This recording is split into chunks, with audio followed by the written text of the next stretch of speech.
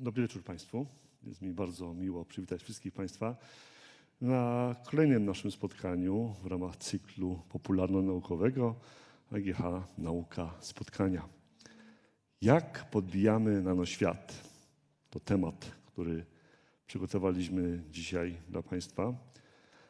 Nasi prelegenci podczas dzisiejszych wykładów opowiedzą nam o tym, jakie odkrycia doprowadziły do powstania nanotechnologii, stosunkowo młodej nauki inżynierskiej, młodej dziedziny inżynierii, która pozwala nam na tworzenie struktur o rozmiarach nanometrycznych. Dla tych z Państwa, którzy jeszcze nie wiedzą, jaka to jest skala nano, za chwilę się o tym wszystkiego dowiemy, jak nanotechnologia rozwijała się, jakie były jej początki, jaki jest stan obecny i jakie perspektywy ma przed nami, zwłaszcza w zakresie informatyki czy medycyny.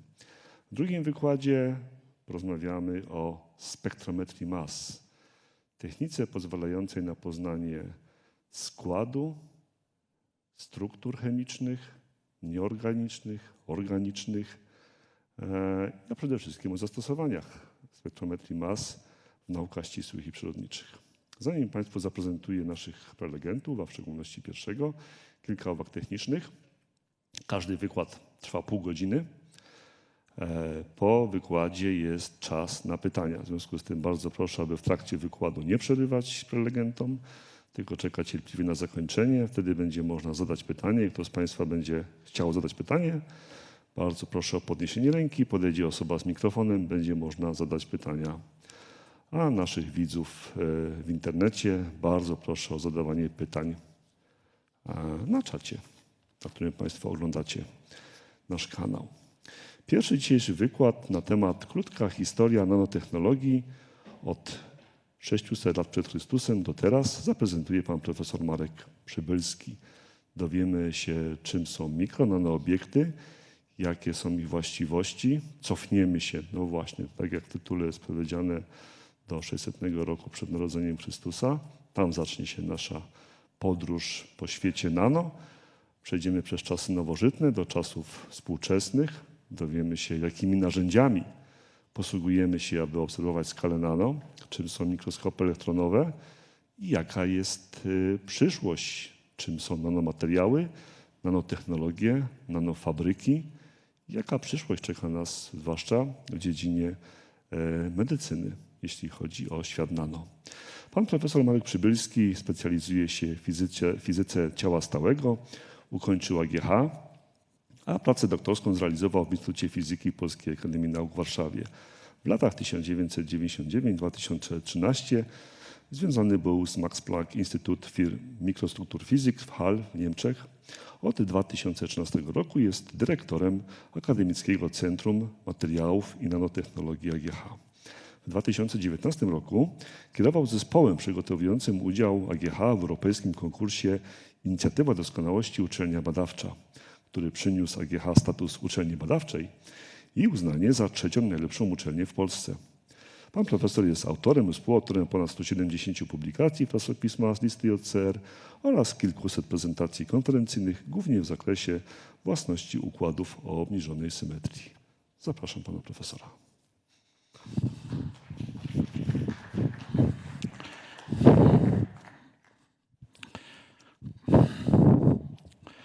Dobry wieczór Państwu. Jak Państwo widzicie z tytułu tego referatu, zadanie mam dzisiaj niezwykle ambitne, ponieważ mam pół godziny czasu, a 2600 lat do omówienia. Oczywiście byłem w sytuacji takiej, że musiałem coś zdecydować, w związku z powyższym wybrałem troszkę przykładów, takie, które moim zdaniem najlepiej pokazują, czym jest nanotechnologia, najlepiej pokazują, jakie pożytki z niej mamy i jakie pożytki z niej będziemy w przyszłości mieć. Proszę Państwa, to co chciałbym powiedzieć, to chciałbym krótkie zrobić wprowadzenie o właśnie co to jest ten nanometr i co to znaczy skala nanometrowa, opowiedzieć Państwu troszkę o historii, a potem przejść do współczesnej, tej najważniejszej złotej ery rozwoju nanotechnologii i opowiedzieć o tym, o czym Państwo na pewno słyszeliście, czyli opowiedzieć z jednej strony o kropkach kwantowych, ale z drugiej strony powiedzieć o takim narzędziu, którym posługujemy się wszyscy. Tym narzędziem jest na pewno komputer, laptop, telefon komórkowy i jaką rolę nanotechnologia odegrała w szczególności w działaniu i budowaniu tego typu typu urządzeń. No i oczywiście skorzystam z okazji, żeby Państwu powiedzieć, co z nanotechnologią wspólnego ma nasza uczelnia AGH, a w szczególności Akademickie Centrum Materiałów i Nanotechnologii, którym od ponad 10 lat mam przyjemność kierować. Proszę Państwa, no i tak tytułem tylko historycznego wstępu. No jak Państwo wiecie, ludzkość budowała na najróżniejsze sposoby. Przez tysiące lat tak naprawdę budowała, żeby coś zbudować jak największe. To było potwierdzenie władzy, to było bliżej Boga lub bogów i to dotyczy większości kultur i cywilizacji, które znamy z historii. To dotyczy przeszłości, ale oczywiście dotyczy także teraźniejszości, bo jak Państwo wiecie, budowle tego typu, czyli wieżowce sięgające prawie 1 kilometra wysokości, nadal budujemy. To są poważne rozmiary. To są rozmiary setek metrów. Jeśli wyobrazimy sobie, że metr to tutaj, to jesteśmy w tej skali linijka wyżej. 1 kilometr to 1000 metrów. Odległości, do których jesteśmy przyzwyczajeni, jedziemy do Warszawy i cieszymy się, że 300 kilometrów pokonujemy w ciągu 2 godzin. Proszę Państwa, potem się pojawiają te przedrostki znacznie poważniejsze, typu giga, typu tera i te osoby, które używają na przykład dysków zewnętrznych do komputera, to te przedrostki oczywiście doskonale znają. Jeśli mówimy na przykład o Akademickim Centrum Komputerowym Cyfronet, to wtedy dowiadujemy się o mocy obliczeniowej komputerów będących w dyspozycji tego centrum i wtedy mówimy o petaflopsach. Pojawia się 10 do minus 15. To są ogromne rozmiary. To, co nas interesuje, to dokładnie to, co się dzieje w drugą stronę. Milimetr to wszyscy wiemy. Mikrometr to 1/1000 milimetra. Młody człowiek, który ma młode, zdrowe oczy, zobaczy 100 mikrometrów, 1/10 milimetra bez problemu. Poniżej troszkę gorzej. Ale jeśli zejdziemy jeszcze niżej, 10 do minus 9, to mamy to sławne N nano i to jest 10 do minus 9 na przykład metra. 10 do minus 9 oznacza, jak Państwo wiecie, że po jedynce trzeba napisać 9 zer. Czyli w 1 metrze mamy 1 tysiące, miliony, miliardy, mamy 1 miliard nanometrów. I to jest ta nasza ulubiona skala. To, czym my się zajmujemy, to, czym zajmuje się nanotechnologia, to zjawiska, urządzenia w skali nano. Przyjmuje się nawet taką międzynarodową definicję, w której mówi się, że nanotechnologia to wtedy, jeśli obiekt przynajmniej w jednym wymiarze jest mniejszy niż 100 nanometrów. Proszę Państwa, no, liczbami posługujemy się dużymi. Tutaj na wszelki wypadek pokazałem. Miliard, bilion, biliard, trylion, a nawet takie wielkości jak sekstylion są przedmiotem naszego zainteresowania, co za chwileczkę na slajdach Państwo zobaczycie. No i tutaj co to jest ta skala nanometrów? No tak jak już mówiłem, jeśli mówimy o 1 metrze, to zwierzęta typu słoń, mrówka to rozmiary rzędu 1 milimetra, bakteria 1 mikrometr, 1 nanometr to rozmiary typowe dla atomów, dla odległości międzyatomowych, także na przykład dla wirusów. Znany wszystkim Państwu łańcuch DNA ma średnicę 2,5 nanometra. Proszę Państwa, a to jest mój włos. Siwy miał być, prawda? To widzicie Państwo granicę mojego włosa, a to jest nanocząstka, która ma średnicę 20 nanometrów. Dla nas to jest duża nanocząstka. My operujemy najczęściej takimi 3 nanometry, 4 nanometry, 20 nanometrów to jest dużo. To jest rozmiar cząstki w stosunku do mojego włosa. Widzicie Państwo przekrój włosa. To o tym rozmawiamy. Proszę Państwa, te nanoobiekty, te nanocząstki mają jedną niezwykle ważną własność. Proponuję Państwu taką drobniutką zabawę. Wyobraźmy sobie taką kostkę, ale nie kostkę Rubika, tylko taką kostkę, którą gramy w Chińczyka na przykład, która ma typowo rozmiary 1 cm na 1 cm na 1 cm. Jak Państwo doskonale wiecie, jeśli chcemy policzyć pole powierzchni bocznej takiej kostki, no to pole każdej ścianki to jest 1 cm kwadratowy razy 6 centymetrów kwadratowych. A teraz robimy eksperyment. Idziemy do kuchni, bierzemy bardzo ostry nóż i tym bardzo ostrym nożem siekamy naszą kostkę wzdłuż jednego kierunku, potem wzdłuż drugiego kierunku, potem wzdłuż trzeciego kierunku i robimy z tej naszej kostki, no tak jak cebulę szykujemy, robimy z niej mnóstwo malutkich kosteczek o rozmiarach 1 nanometr na 1 nanometr na 1 nanometr. Czyli naszą kostkę 1 cm na 1 cm na 1 cm zamieniamy na dużo kostek o rozmiarach 1 nanometr na 1 nanometr na 1 nanometr. Mam nadzieję, że jestem zrozumiały. No i teraz pytanie, które się nasuwa. Ile wynosi sumaryczna powierzchnia ścian bocznych tych wszystkich maleńkich kosteczek? Jednej kostki 6 cm². A tych maleńkich kosteczek, jak ja ten przykład pokazuję studentom, to uważają go za absolutnie niewiarygodny, bo wynik jest 60 arów. Ar to jest 10 na 10 metrów. Typowa działka pod Krakowem budowlana to jest 6 arów. Ta powierzchnia tymczasem wynosi 60 arów. Proszę Państwa, i to jest wielka tajemnica nanotechnologii. To właśnie, że udział powierzchni w obiektach typu nano jest bardzo duży. To w konsekwencji powoduje, że łatwo nam wyobrazić sobie zagadkę, którą często znamy z książek historycznych na przykład. Czyli osobnik, rycerz, który był odpowiedzialny za przygotowanie prochu. On wiedział, że żeby skutek był duży i dobry, to ten proch trzeba długo mielić. Chodziło po prostu o to, żeby te cząstki prochu jak najbardziej rozdrobnić, bo im one były drobniejsze, tym sumaryczna powierzchnia tych wszystkich nanocząstek była większa, a oczywiście reakcja utleniania, prawda? Czyli to, co odpowiada za wybuch, następuje na powierzchni.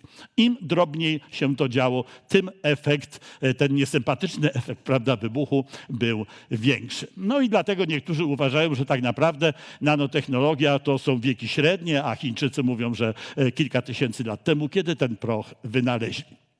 Proszę Państwa, tak naprawdę to dzisiaj uważamy, że pierwsze obiekty typu nano dostrzeżono w sławnej stali damasteńskiej, którą też znamy. Stal damasteńska, nazwa nie pochodzi od miejsca produkcji, tylko od miejsca, gdzie tą stalą w globalny, zresztą nawet w tamtych czasach sposób handlowano, czyli od Damaszku. Natomiast urodziła się ta stal na samym południu Indii. To jest ten sławny stan Kerala, który uchodzi za najpiękniejszy stan Indii. Pięknie nad morzem z jednej strony, a góry z drugiej przepięknie położone. Proszę Państwa, oczywiście wytwórcy tej stali nie mieli pojęcia, że w składzie tej stali znajdują się obiekty typu nano. To potwierdzili dopiero niemieccy naukowcy, zresztą niedawno stosunkowo, kiedy ta stal została poddana badaniu. Kiedy poszukiwano, skąd brały się te niezwykłe własności tej stali. Proszę Państwa, najbardziej czy najsławniejszy przykład związany z nanotechnologią, który za chwileczkę Państwu pokażę, wymaga króciutkiej powtórki z fizyki. To jest fala elektromagnetyczna, to Państwo wiecie. To jest pole magnetyczne, pole elektryczne, ta fala się rozchodzi. To oczywiście ta fala, dzięki której słuchamy radia, dzięki której mamy mikrofalówkę, dzięki której grzeje nas słońce, zakres podczerwieni, ultrafiolet, to te lampy przed wejściem na salę operacyjną na przykład, wreszcie promieniowanie rentgenowskie, które tak jest dla nas ważne, czy promieniowania gamma. Ten wąziutki zakres w środku tutaj, tak między 400 a 700 nanometrów, to jest zakres promieniowania widzialnego, czyli tego, na które jest czułe ludzkie oko. No i proszę Państwa, widzimy pomidor na przykład. Widzimy, że ten pomidor ma kolor czerwony. Nie oczywiście dlatego, że ten pomidor jest rozgrzany jak kawałek żelaza, rozgrzany do czerwoności. My go widzimy czerwony, dlatego że większość fal o różnych długościach, odpowiadających różnym barwom, jest pochłaniany, a tylko fale o długościach odpowiadających kolorowi czerwonemu są odbijane i to one powodują efekt czerwonego pomidora. No i to jest chyba ten najsławniejszy i najczęściej pokazywany przykład nanotechnologii z dawnych czasów. To jest VI do XV wieku. To jest tak zwany puchar Licurga, który się znajduje w British Museum i za zgodą tegoż muzeum oczywiście to zdjęcie Państwu pokazuję. No i ten puchar ma taką ciekawą własność, że w zależności od tego, czy się go ogląda w świetle odbitym, czy w świetle przechodzącym, czyli czy stoi puchar, ja patrzę na niego, patrzę w świetle odbitym, czy też stoję za nim, prawda, względem źródła światła, wtedy ten puchar pokazuje, wydaje się, że jest zupełnie innego koloru. No i powodem są nanocząstki. Jak to stwierdzono, to są nanocząstki. Te nanocząstki z powodu swoich rozmiarów powodują pochłanianie lub odbijanie fal o długościach odpowiadających różnym kolorom. No i te akurat, które przechodzą, a nie są pochłaniane, to te powodują, że w świetle przewodzącym puchar sprawia wrażenie, że jest czerwony czy czerwono-fioletowy, a akurat te najchętniej odbijane to są zielone i wtedy wydaje się, że ma kolor zielony. Proszę Państwa, muszę skracać historię do tych kilku zdań. Potem oczywiście ludzkość się, jak Państwo wiecie, rozwijała. Nadszedł sławny wiek XX i w wieku XX pojawiło się narzędzie, które pozwoliło odpowiedzieć na to pytanie, które Państwo przed chwilą widzieli, czyli no, jeśli są takie małe obiekty, to chcielibyśmy je z przyjemnością zobaczyć. Mikroskop optyczny nie zawsze wystarczał. Chcemy zaglądać głębiej. Chcemy widzieć obiekty mniejsze. No i tutaj niezwykłym wynalazkiem dokonanym w roku 1931 to był wynalazek mikroskopu elektronowego. Elektrony, jak Państwo wiecie, przyspieszone do dużych energii, zachowują się jak fala. Można za ich pomocą oglądać obiekty z powodu zjawiska, które być może Państwo pamiętacie ze szkoły dyfrakcji, ugięcia światła.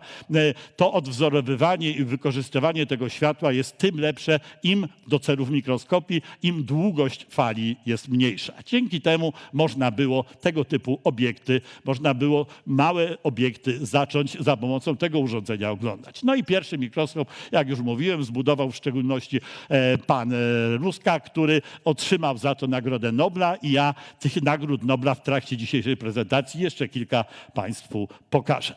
Proszę Państwa, my taki mikroskop elektronowy mamy w naszym centrum. Na AGH mamy wiele takich mikroskopów. On teraz wygląda tak, a to, co potrafimy w nim oglądać, to zauważcie Państwo, rozróżniamy różne warstwy różnych materiałów, ale grubość tych warstw to 2 nanometry, 5 nanometrów. Ta żółta strzałka to jest 5 nanometrów. Spokojnie oglądamy obiekty o rozmiarach nanometrowych. Proszę Państwa, tak naprawdę za narodziny współczesnej ery nanotechnologii uważa się sławny wykład profesora Feynmana, wygłoszony w 1959 roku w Caltechu, California Institute of Technology. Tam odbywał się zjazd Amerykańskiego Towarzystwa Fizycznego i on wtedy w swoim wykładzie zadał pytanie, tam jest dużo miejsca na dole, zaprosił do badania na nowym polu, a mianowicie powiedział, nie budujmy coraz większych obiektów, popatrzmy, jak można wykorzystać te najmniejsze. Pójdźmy w drugą stronę tej skali, którą Państwu pokazywałem. No i efektem duże zainteresowanie naukowców. Stosunkowo szybko powstała idea jeszcze innego mikroskopu elektronowego.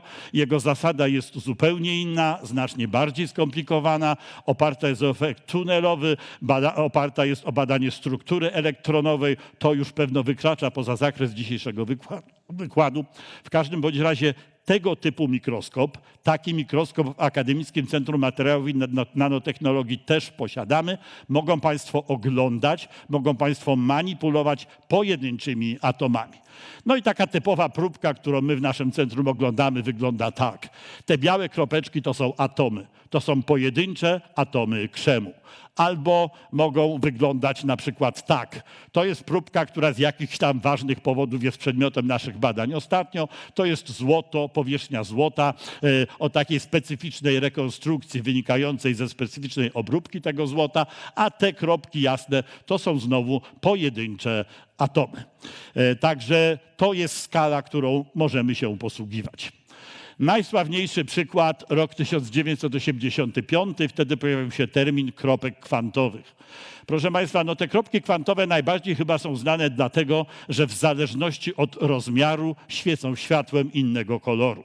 W języku fizyki te kropki są najczęściej zrobione z materiałów półprzewodnikowych i ta odległość, jaką elektrony muszą pokonywać, zależy od tego, czy te obiekty są duże, czy te obiekty są małe. To jest ich bardzo specyficzna cecha charakteru. Opis tego zjawiska jest dość zaawansowany, wymaga posługiwania się mechaniką kwantową. Taka zwykła mechanika klasyczna nie wystarcza, ale efekt jest, tak jak powiedziałem, efekt jest najlepiej widoczny tutaj, to też popularny obrazek. Widzą Państwo, że kolory, jakimi świecą te nanocząstki, oczywiście po wzbudzeniu promieniowaniem elektromagnetycznym, te kolory zmieniają się wraz z rozmiarem. O takich rzeczach jak fulereny to Państwo oczywiście słyszeli, o alotropowych rozmiarach węgla, odmianach węgla na pewno tak. To też się wiąże oczywiście z nanotechnologią w takim choćby sensie jak grafen, który na pewno wszystkim Państwu jest doskonale znany. Otóż grafen jest materiałem dwuwymiarowym, prawda? To jest płaszczyzna. Wszystkie atomy są ułożone w jednej płaszczyźnie o absolutnie unikalnych własnościach. Niektóre z tych własności, jak na przykład szczególnie duże przewodnictwo elektryczne, na przykład są przez nas wykorzystywane i z tego choćby powodu ten materiał jest także przedmiotem dużego zainteresowania moich współpracowników w Akademickim Centrum. I znowu widzą Państwo Nagroda Nobla, bo to niewątpliwie było niezwykle ważne odkrycie. No i teraz przechodzimy wreszcie do komputerów, a w szczególności do przechowywania danych, prawda? Jak Państwo wiecie, każdy komputer wyposażony jest w pamięć, często w pamięci zewnętrzne. Chodzi nam zawsze o to, żeby te pamięcie były jak najbardziej pojemne, no bo oczywiście zwyczajowo na każdych wakacjach robimy kilka milionów fotografii, no i musimy je gdzieś przechowywać, prawda?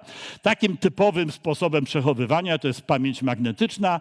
Państwo wiecie, pole magnetyczne, kompas pokazuje albo północ, albo południe. Biegun Ziemi ma się zmienić, czyli ma północny zamienić się z południowym i tak dalej, i tak dalej. No i na tym mniej więcej jest oparta pamięć magnetyczna. Takie maleńkie obszary o rozmiarach 20 nanometrów można namagnesować albo w jedną stronę, albo w drugą stronę. Albo do dołu, albo do góry. Jak się zrobi do dołu, do góry, to widać, że upakowanie tych obiektów jest większe, pamięć jest lepsza. My to nazywamy prostopadłym zapisem magnetycznym i na tej własności są oparte zewnętrzne dyski, które, proszę Państwa, można kupić. Tu się pojawia terabajt. Ja wspominałem o terabajcie gdzieś na samej górze tej tabelki z przedrostkami. Ja oczywiście musiałem zasłonić nazwę firmy, która to urządzenie wyprodukowała, jakkolwiek to firmy są tak naprawdę dwie, które na rynku dominują, ale każdy z Państwa taki zewnętrzny dysk może kupić w dowolnym praktycznie dużym sklepie w Polsce. Dobra cena to jest 909 zł za 10 terabajtów. No 10 terabajtów, jakby to powiedzieć, wystarcza naprawdę na długo. Dużo zdjęć, dużo filmów można w takim urządzeniu zgromadzić. Tutaj ja pokazuję pewien drobny aspekt taki osobisty. To jestem ja, o jakieś 20 kg młodszy. Dawne czasy. Byłem postdokiem w górach w Niemczech. Pracowaliśmy nad takim układem. Była taka cienka warstwa żelaza i cienka warstwa chromu. Nas to bardzo interesowało, a mój dobry kolega Peter Greenberg w niedalekim Julich wpadł na pomysł, żeby poza żelazem i poza chromem na górze dać jeszcze jedną warstwę żelaza. A potem zmierzył opór prądu przepływającego przez taką strukturę, gdy te kierunki namagnesowania, biegun północny tam albo tam, czyli przeciwne kierunki w obu warstwach żelaza, albo takie same, okazało się, że ten opór jest zupełnie różny.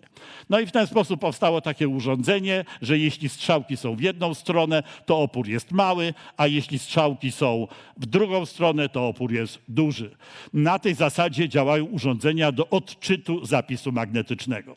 A że komputery mają wszyscy, że głowice odczytujące mają wszyscy, to znaczenie tego było bardzo wielkie. Mieliśmy wątpliwości, czy ciekawszą fizykę robi Peter z potrójną warstwą, czy my, ale przyszłość wyraźnie pokazała, że to on miał lepszy pomysł. W roku 2007 został laureatem Nagrody Nobla i to kolejna z nagród w nanotechnologii, którą Państwu pokazuję. Proszę Państwa, jeśli chodzi o przetwarzanie danych z kolei, no to najważniejszym urządzeniem świetnie Państwu znanym jest tranzystor. Nie będę opowiadał o budowie tego tranzystoru, o zasadzie jego działania. Powiem tylko tyle, że tranzystor to ten najważniejszy element procesora, a procesor to serce komputera. Tam, gdzie dane są przetwarzane, tam, gdzie realizowane są obliczenia, tam jest procesor, a procesor to głównie tranzystory. Proszę Państwa, najpopularniejsze teraz to są te tak zwane MOS, Metal Oxide Semiconductor, metal tlenek półprzewodnik, bo je można robić takimi właśnie nanotechnologiami. Ciekawostka jest taka, znalazłem dane z roku 2018, czyli 5 lat temu tranzystor był najczęściej produkowanym urządzeniem, wytwarzanym urządzeniem przez człowieka i wtedy mówiono, że do tej pory wyprodukowano więcej niż 13 sekstylionów, 13 razy 10 do 36 potęgi tranzystorów. Ale najważniejsza informacja jest oczywiście taka. To jest typowy procesor. Rozmiary tego procesora to z reguły 1,5 cm na 1,5 cm. Często się podaje pole powierzchni takiego procesora 1,2 cm². W typowych intelowych procesorach w tej chwili mieści się 13 miliardów tranzystorów. To są takie rozmiary, że rozmiar bramki tego najważniejszego elementu zaczyna się zbliżać do kilku wręcz atomów. To jest naprawdę nanotechnologia na poziomie pojedynczych atomów. Taki rekordowy procesor, który używamy w naszym centrum, on na takiej samej powierzchni ma 43 miliardy tranzystorów. To jest mniej więcej ta skala, o której mówiłem i tutaj sygnalizuję od razu, że nie da się praktycznie w aktualnej technologii zrobić tranzystorów mniejszych, a co za nim idzie w takim procesorze, upakować ich więcej. Ograniczeniem jest optyka i dyfrakcja światła. Tutaj tylko wspominam o innych ograniczeniach, które obiecałem w abstrakcie tego wykładu. Na przykład takich jak zasada nieoznaczoności Heisenberga albo po prostu termodynamika związana z problemem wydzielania ogromnych ilości ciepła i odprowadzenia tego ciepła w trakcie, gdy taki tranzystor i taki procesor pracuje. Ewentualnie mam slajdy, zapraszam do ewentualnego pytania w dyskusji. No i proszę Państwa, powoli zbliżamy się do tego, co się dzieje w wieku XXI, prawda? I w wieku XXI nanocząstki, to znaczy w wieku XXI mamy już narzędzia, za pomocą których możemy manipulować atomami, możemy oglądać atomy, mamy coraz więcej urządzeń do tego służących lub urządzeń takich na przykład jak pamięci magnetyczne czy procesory oparte na produkcji w skali nano. Ale równocześnie mamy nanocząstki, które stają się coraz bardziej popularne. Najpopularniejsze są zapewne nanocząstki srebra. Nawet na AGH, jeśli ktoś z Państwa z pracowników wie doskonale, w jednym z pawilonów są nawet barierki na schodach, prawda, które są wykonane z mosiądzu, o ile pamiętam, z domieszką właśnie nanocząstek srebra. To przeciwbakteryjne działanie tych nanocząstek jest doskonale znane, a panie w szczególności, jakkolwiek panowie oczywiście też, mamy równouprawnienie, na pewno wiedzą, to są dezodoranty, kosmetyki, ukąszenie, no wszystko, mnóstwo produktów dostępnych na rynku, często o wysokich cenach, ma napis zawierają nanocząstki srebra. Nawet płyn do spryskiwacza w samochodzie, który można kupić na sąsiedniej stacji benzynowej, też ma napis, prawda, zawiera nanocząstki srebra. Także to się staje bardzo popularne. Oczywiście poważniejszym zastosowaniem jest to zastosowanie, o którym wspominałem na początku tego wykładu, czyli fakt, że nanocząstki w zależności od rozmiarów mogą świecić różnymi kolorami. Gdybyśmy się w tej chwili zabawili w odkrywców, to możemy powiedzieć tak. Wyobraźmy sobie jakiś materiał, najczęściej półprzewodnikowy, i zróbmy z niego nanocząstki o różnych rozmiarach. Tak, żeby jedne świeciły na zielono, jedne na niebiesko, a jedne na czerwono. Następnie przyczepmy do tych nanocząstek przeciwciała, które potrafią wykrywać markery nowotworów. Przyczepmy 3 takie na przykład przeciwdziała. Te nanocząsteczki ze względu na powinowactwo do tych markerów tak się umieszczą, że z największą przyjemnością tam właśnie, gdzie jest taki nowotwór, którego markery lubią te przeciwciała. No a jeśli potem taką tkankę obejrzymy pod mikroskopem fluorescencyjnym na przykład, no to zobaczymy, na jaki kolor świeci. W zależności od koloru, na jaki świeci, to taki rozmiar tych nanocząstek, takie przeciwciała i w ten sposób możemy powiedzieć, że niestety chorujemy na taką lub inną chorobę nowotworową. To jeden z najbardziej typowych przykładów zastosowań nanocząstek w medycynie. Proszę Państwa, to jest ciekawostka. Ta kropeczka tutaj taka malutka to jest najmniejsza Biblia świata. Może nie do końca Biblia. Ja nie doczytałem tego do końca. Chodzi prawdopodobnie o Stary Testament. To jest przechowywane w The Israel Museum w Jeruzalem. Za zgodą tego muzeum to zdjęcie Państwu pokazuję. No i tutaj widzicie Państwo, że to jest chip o powierzchni 0,5 milimetra kwadratowego, gdzie specjalną nanotechnologią udało się zapisać cały Stary Testament w takiej maleńkiej, nie wiem jak to nazwać, w takim maleńkim kryształku cukru, bo tak to mniej więcej wygląda. No i na zakończenie, bo czas mnie trochę goni i mam już chyba tylko kilka minut, a muszę pamiętać o własnej uczelni, a w szczególności o Akademickim Centrum Materiałów i Nanotechnologii, no żeby Państwo wiedzieli, że pozwalam sobie opowiadać o nanotechnologii nieprzypadkowo, a dlatego, że moje związki z tym centrum, które nanotechnologię ma w nazwie, są bardzo, bardzo silne. No i to macie przykład naszych działań w tak zwanym clean roomie, czyli takim pomieszczeniu, gdzie panuje absolutna czystość. Musicie Państwo pamiętać, że my oglądamy, badamy zjawiska i własności obiektów takich, że na powierzchni jakiegoś monokryształu mamy 11 atomów żelaza. Ale żebyśmy byli pewni, że to jest 11 atomów żelaza, to musimy je oglądać w próżni. My nie chcemy atomów powietrza obok, prawda? My jak wytwarzamy, nie możemy sobie pozwolić na to, że cząsteczki kurzu usiądą na naszych próbkach. Stąd ten clean room. Te obiekty, które nanotechnologiami tam uzyskujemy, mają takie dziwne kształty, są trawione jonowo, tak naprawdę służą do późniejszych badań w takim na przykład urządzeniu. To urządzenie też znajduje się w Akademickim Centrum Materiałów i Nanotechnologii. Mówimy często, że to jest najzimniejsze miejsce w tej części Europy. Najniższe temperatury, jakie udaje nam się tam uzyskać, to są temperatury rzędu 8 milikelwinów. Jak się zdejmie obudowę, to wygląda mniej więcej tak. Ci z Państwa, którzy czytają o komputerach kwantowych na przykład, o wytwarzaniu kubitów, to pewno wiedzą, że je się w IBM-ie na przykład wytwarza czymś bardzo podobnym. Tak naprawdę czymś dokładnie takim samym. To bardzo podobne urządzenie, to taka chłodziarka zwana chłodziarką rozcieplnikową, w której to chłodziarce te mini obiekty nanometrowe możemy oglądać i badać ich różne własności, takie na przykład jak te oscylacje, które Państwo tutaj widzicie, dość skomplikowanej kwantowej wielkości.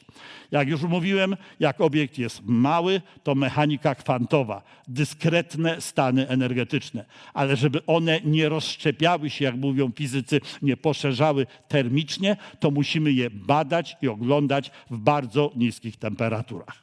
No i już naprawdę na zakończenie, to są znowu nanocząstki, bo powinienem pewno zakończyć nanocząstkami. To też działania w naszym centrum. To są nanocząstki, nad którymi pracujemy wspólnie z kolegami ze Stanów Zjednoczonych. Badamy je z naukowego punktu widzenia w tego typu magnesach. To jest sławna bardzo instytucja, to jest National Institute of Science and Technology.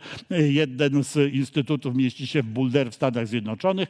Tam badamy, a potem we współpracy z taką znaną bardzo w Ameryce siecią klinik Mayo w Rochester w tym przypadku testujemy nie zawsze na pacjentach, prawda, ale już dokładnie w urządzeniach, które niektórym Państwu niestety jest znane, czyli to jest rezonans magnetyczny, prawda, to badanie, które w tej chwili staje się w medycynie absolutnym standardem.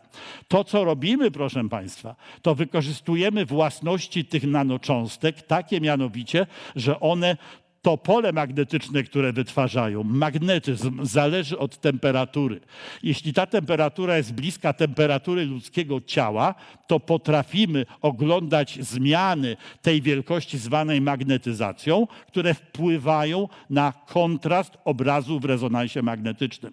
Używamy tych nanocząstek do badania lokalnego rozkładu temperatury.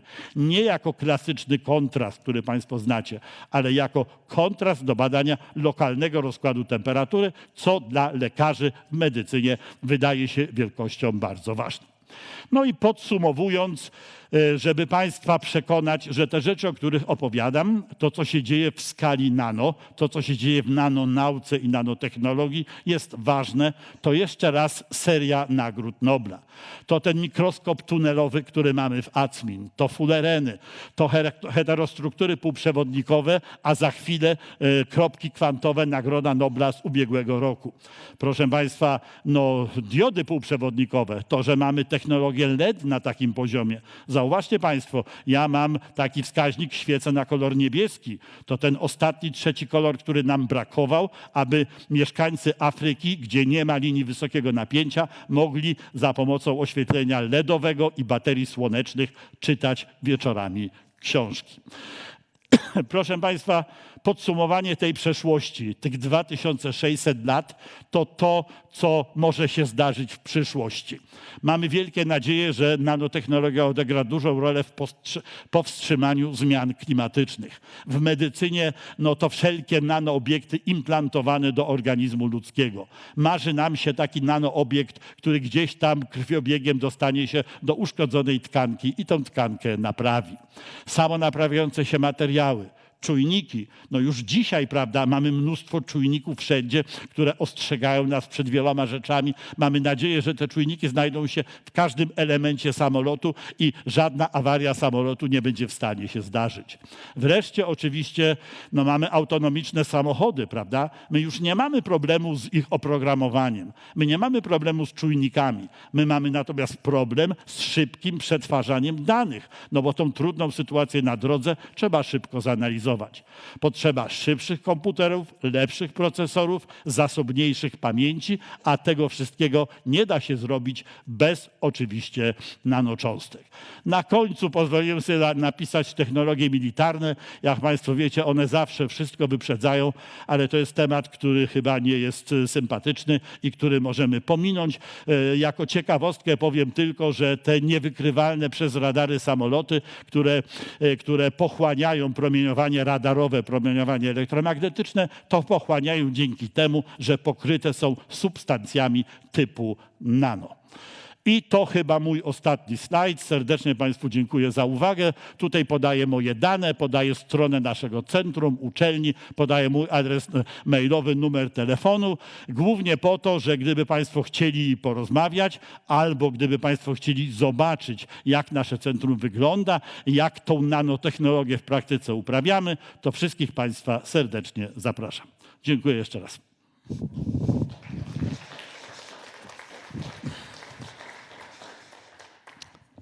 Dziękuję bardzo panie profesorze za niezwykle ciekawy wykład przybliżający nam skalę nanotechnologię, nanomateriały. Zapraszam Państwa do dyskusji, do zadawania pytań.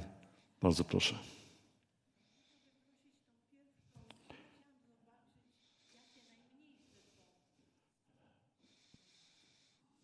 Wielkości.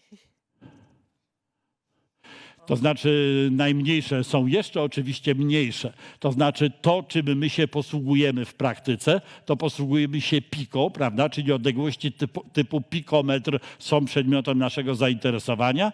Natomiast z punktu widzenia czasu to bardzo ważne jest skala femto. Używamy na przykład do badań optoelektronowych, powiedzmy, używamy laserów, szybkich laserów, które impulsy wysyłają w takiej właśnie femtosekundowej skali. Typowa odległość, jeśli wyobrazimy sobie kawałek żelaza. Żelazo ma strukturę krystaliczną, prawda?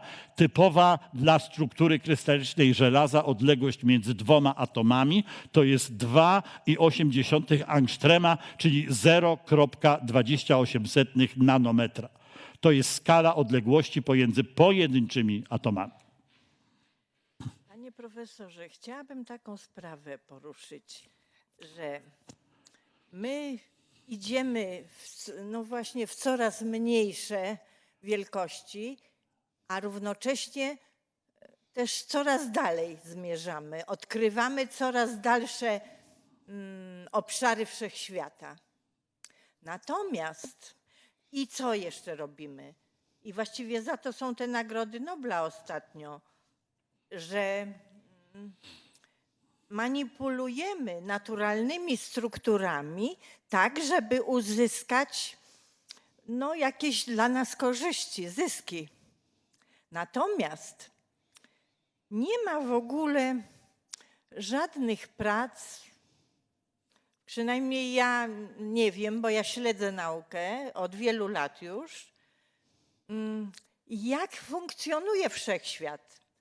Właściwie to tak, Darwin dał nam teorię ewolucji i to jest sprawa bezdyskusyjna, jakkolwiek my nie znamy jej mechanizmów.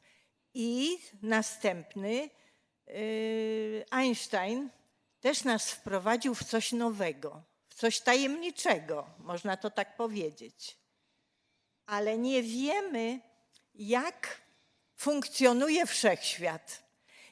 A wszechświat niewątpliwie ma organizację systemową. Ja uważam, że powinniśmy się zastanowić nad falami. Powiedzmy, fala elektromagnetyczna, czym jest i jakie są jej źródła. Znamy źródła wtórne. Nie, muszę protestować. Przede wszystkim znamy źródła naturalne. No, najważniejszym naturalnym źródłem fal elektromagnetycznych jest Słońce. No ja wiem, ale to uważam, że to jest źródło wtórne. Ja tak uważam. My w naszym języku za źródła wtórne nazywamy routery na przykład, które mamy w domu, prawda, które wysyłają fale elektromagnetyczne, aby nawiązywać łączność z komputerem, prawda? GPS, anteny telefonii komórkowej, to są dla nas źródła wtórne. Źródłem naturalnym jest jednak Słońce. Muszę też powiedzieć, że my naturę fal elektromagnetycznych doskonale znamy, zarówno ilościowo, jak i jakościowo. My mnóstwo na ten temat naprawdę wiemy. Ale ja bym sformułowała tak, że fala elektromagnetyczna to jest ciąg zdarzeń zdeterminowanych Fizyką. Odwracalnie i zdolnych do kontrolowania otoczenia i przesyłania o tym informacji. Nie, ja rozumiem. Pani zmierza do tego, że nie do końca rozumiemy naturę tego, to znaczy skąd się ta fala elektromagnetyczna wzięła. Rozumiem, że zgadzamy się, że to jest fantastyczny fenomen, coś genialnego w fizyce, prawda? No bo w końcu to Słońce mało, że widzimy, to co ważniejsze, to Słońce nas ogrzewa, prawda? Powstaje pytanie oczywiście, jak to się stało, prawda, że coś takiego jak fale elektromagnetyczne powstało. Ale jak sama pani powiedziała, mamy Alberta Einsteina, mamy wielu późniejszych naukowców i naprawdę naturę tego promieniowania rozumiemy coraz lepiej. Ja myślę, że muszę skończyć, bo jeszcze ktoś może chcieć zadać pytanie, a czas nas bardzo... Dziękuję bardzo za odpowiedź. Bardzo proszę o kolejne pytanie. Bardzo proszę, pan profesor Dobrowolski, bardzo proszę. Więc w związku z tym fascynującym wykładem pana profesora, inspirującym do pewnych refleksji, Dziękuję. chciałem tak pokrótce spytać, mianowicie, czy widzi pan perspektywę spożytkowania takich właśnie prac, no oczywiście interdyscyplinarnych z uwzględnieniem nanotechnologii pod kątem bardziej skutecznego zapobiegania tragediom milionów ludzi, mianowicie wadom wrodzonym i nowotworom. Dlaczego o tym mówię? Dlatego, że są badania biofizyków, prawda, które wskazują na to, że aktywność DNA wiąże się z emisją światła, powiedzmy, spójnego, czyli tak jakby lasery biologiczne. I wiadomo także, że pewne, prawda, atomy, określone kationy, oddziaływują na aktywację enzymów, że one po prostu nie mogą działać bez tych aktywatorów. Wobec tego to, czym państwo dysponujecie, czyli możliwość badania oddziaływania nawet pojedynczych atomów, prawda, czy to na DNA, czy na enzymy, które aktywizują, czyli powodują ekspresję informacji zakodowanej w DNA, no otwiera perspektywę, jak się wydaje, lepszego poznawania czynników, które mogą zaburzać prawidłowe różnicowanie komórek, czyli powodować wady wrodzone i również takich, które z kolei powodują odróżnicowanie komórek, czyli niestety początek procesu nowotworzenia. Więc to by było fascynujące, to połączenie, prawda, można powiedzieć, fotobiologii i nanotechnologii, bo wydaje mi się... Ale ja odpowiadam, my już to robimy oczywiście, prawda? To znaczy my w skali nano możemy oczywiście sięgać w głąb ludzkiego organizmu w skali nano i możemy ingerować, prawda? Zarówno już nie tylko metodami diagnostycznymi, o których mówiłem, prawda? Ale możemy na przykład za pomocą nanocząstek wprowadzać określone substancje w określone miejsca ludzkiego organizmu. A to na przykład, jak nanocząstki oddziaływują na przykład z obiektami biologicznymi, to pozwoliły sobie wyświetlić ten tekst niestety do przeczytania.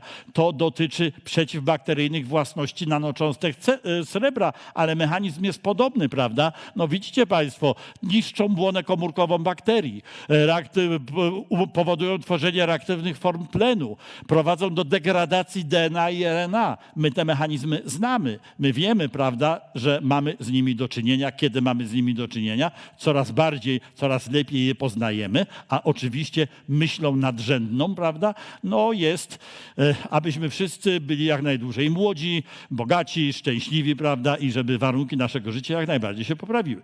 Jeżeli można jeszcze króciutko, Bardzo a propos proszę. perspektyw tych nanotechnologicznych, czy pan profesor by widział także szansę na bardziej skuteczne likwidowanie tego straszliwego skażenia w skali biosfery mikroplastykami, tymi, prawda, coraz liczniejszymi odpadami, które w większości nie podlegają niestety biodegradacji? Czy tu byłaby szansa niejako na styku właśnie z nanotechnologią? Nie wiem, no tak pseudofilozoficznie powiedziałbym, że chyba lepsze byłoby przeciwdziałanie i raczej nie używajmy tych plastików, prawda, i nie doprowadzajmy do tego, co się dzieje. Natomiast metody potem ich ewentualnej utylizacji, likwidowania, niszczenia, no znamy takie metody. To są najczęściej metody biologiczne, prawda. Ja nie potrafię odpowiedzieć na pytanie w tej chwili, prawda, czy nanotechnologia w czymś takim mogłaby pomóc, prawda, w takiej konkretnej rzeczy. Ale oczywiście generalnie pewno tak. Dziękuję bardzo. Czy mamy jakieś pytanie do pana profesora? O, jest tam z tyłu, bardzo proszę.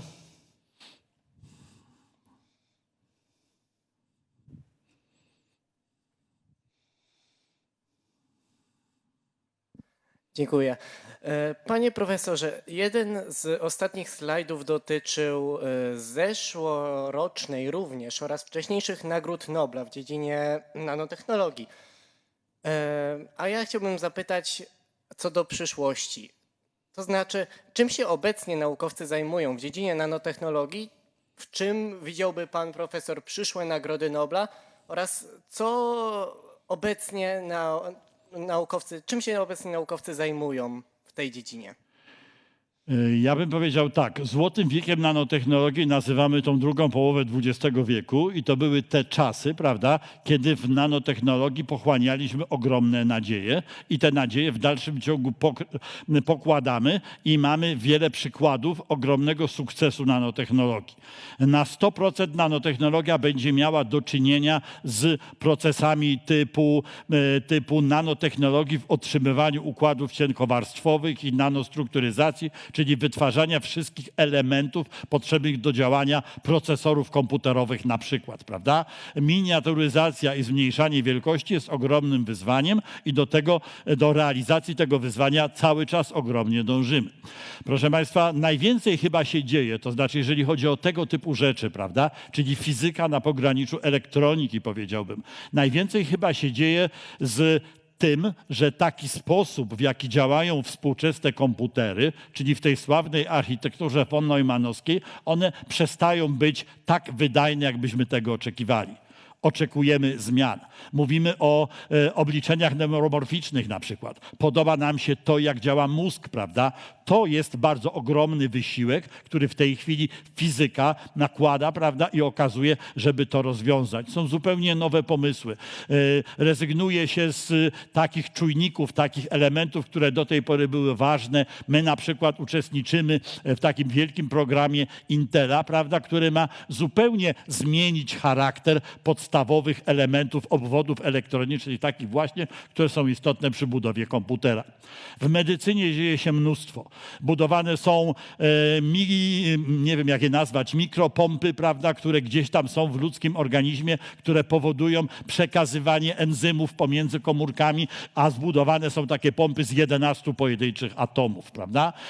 Mnóstwo tego typu prac w dalszym ciągu ma miejsce. Także myślę, że ten mój ostatni slajd, przepraszam, zmierzam do niego, który gdzieś tutaj pokazałem na zakończenie, to jest taka z gruba prawda, to co się moim zdaniem, no ja pozwoliłem sobie przedstawić troszkę mój personalny, osobisty punkt widzenia, prawda, który mówi, że w przetwarzaniu danych pewno będzie się działo dużo, prawda, środowisko, dbamy o środowisko, pewno też. No myślę, że to, co napisałem tutaj, to są te główne kierunki rozwoju nanotechnologii w najbliższej przyszłości. Dziękuję bardzo. Myślę, że pytanie o przyszłość, odpowiedź o przyszłość jest doskonałym zwieńczeniem dzisiejszego wykładu. Dziękuję bardzo panie profesorze. Dziękuję. Dziękuję.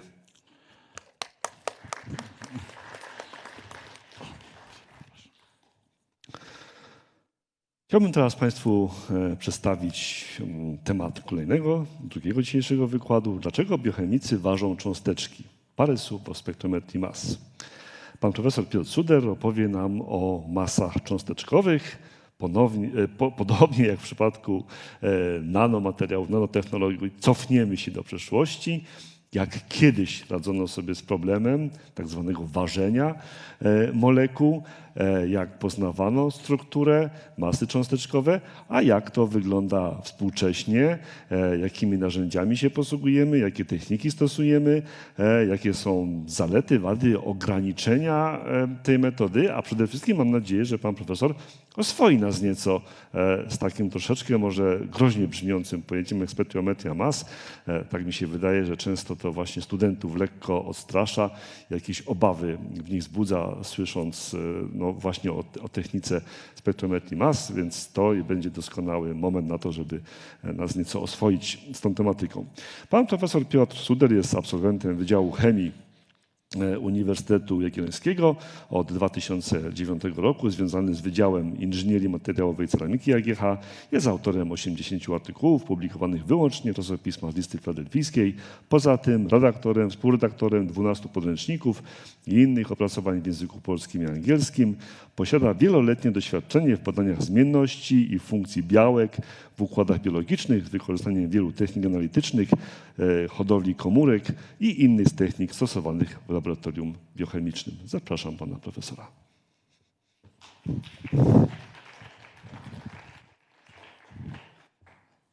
Dobry wieczór Państwu. Bardzo dziękuję za zaproszenie na to wydarzenie. I tak jak widać na tym slajdzie, chciałem Państwu opowiedzieć troszkę na temat tego, dlaczego biochemicy ważą cząsteczki, chociaż nie do końca będzie to związane z takim typowym ważeniem. A zatem kilka słów o spektrometrii mas. Od tego, co to jest spektrometria mas, to dzieli nas parę slajdów. Musimy sobie przypomnieć kwestię samej masy, co to właściwie jest.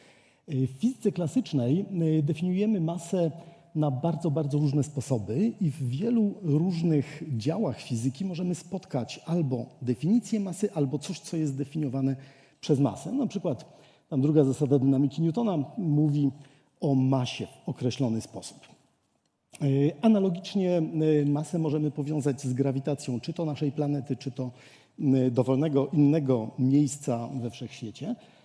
Tutaj znowu pan Isaac Newton wspominał, że zasadniczo pomiędzy dowolną parą ciał posiadających masę pojawia się jakaś siła, to jest siła grawitacji, która przyciąga te dwie masy z siłą proporcjonalną do ich wzajemnych mas i odwrotnie proporcjonalną do iloczy na odległości.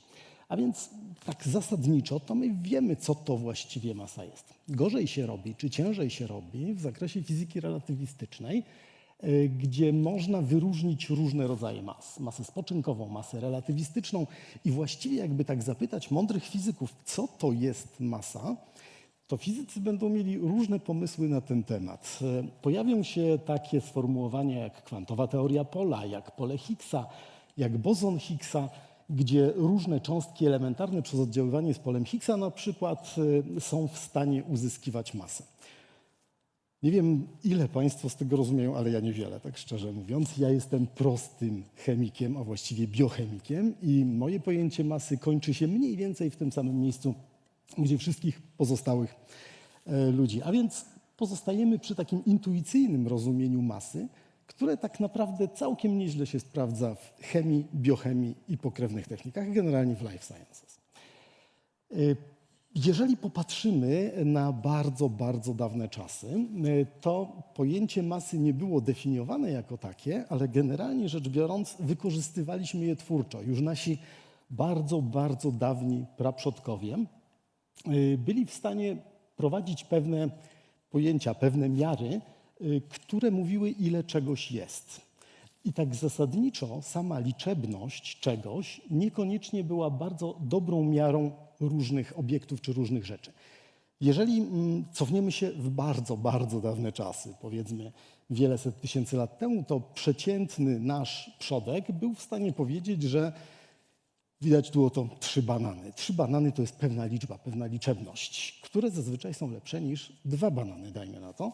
Ale jeżeli te 2 banany są większe, to już pojawia się pewien problem pojęciowy, co tutaj wybrać. A więc w związku z tym wprowadzono kolejne parametry, które były w stanie mierzyć różne rzeczy. I te różne pomiary sprowadzały się przeważnie do pomiary masy albo pomiarów objętości obiektów. Oczywiście w pewnej chwili, w momencie rozwoju ludzkości pojawiła się również waluta, która też jest pewną miarą albo w ogólności mas jakichś obiektów, na coś można walutę przeliczyć, albo objętości jakichś obiektów. No bo za złote, srebrne monety coś można było kupić i to ileś ważyło, albo miało też jakąś objętość. No i te 2 kategorie pomiarów objętości albo pomiarów masy, były wykorzystywane w bardzo, bardzo wielu miejscach. To były pomiary wykorzystywane w wymianie handlowej, to oczywiste, od zarania dziejów czymś tam się wymienialiśmy, jak się społeczności pojawiły.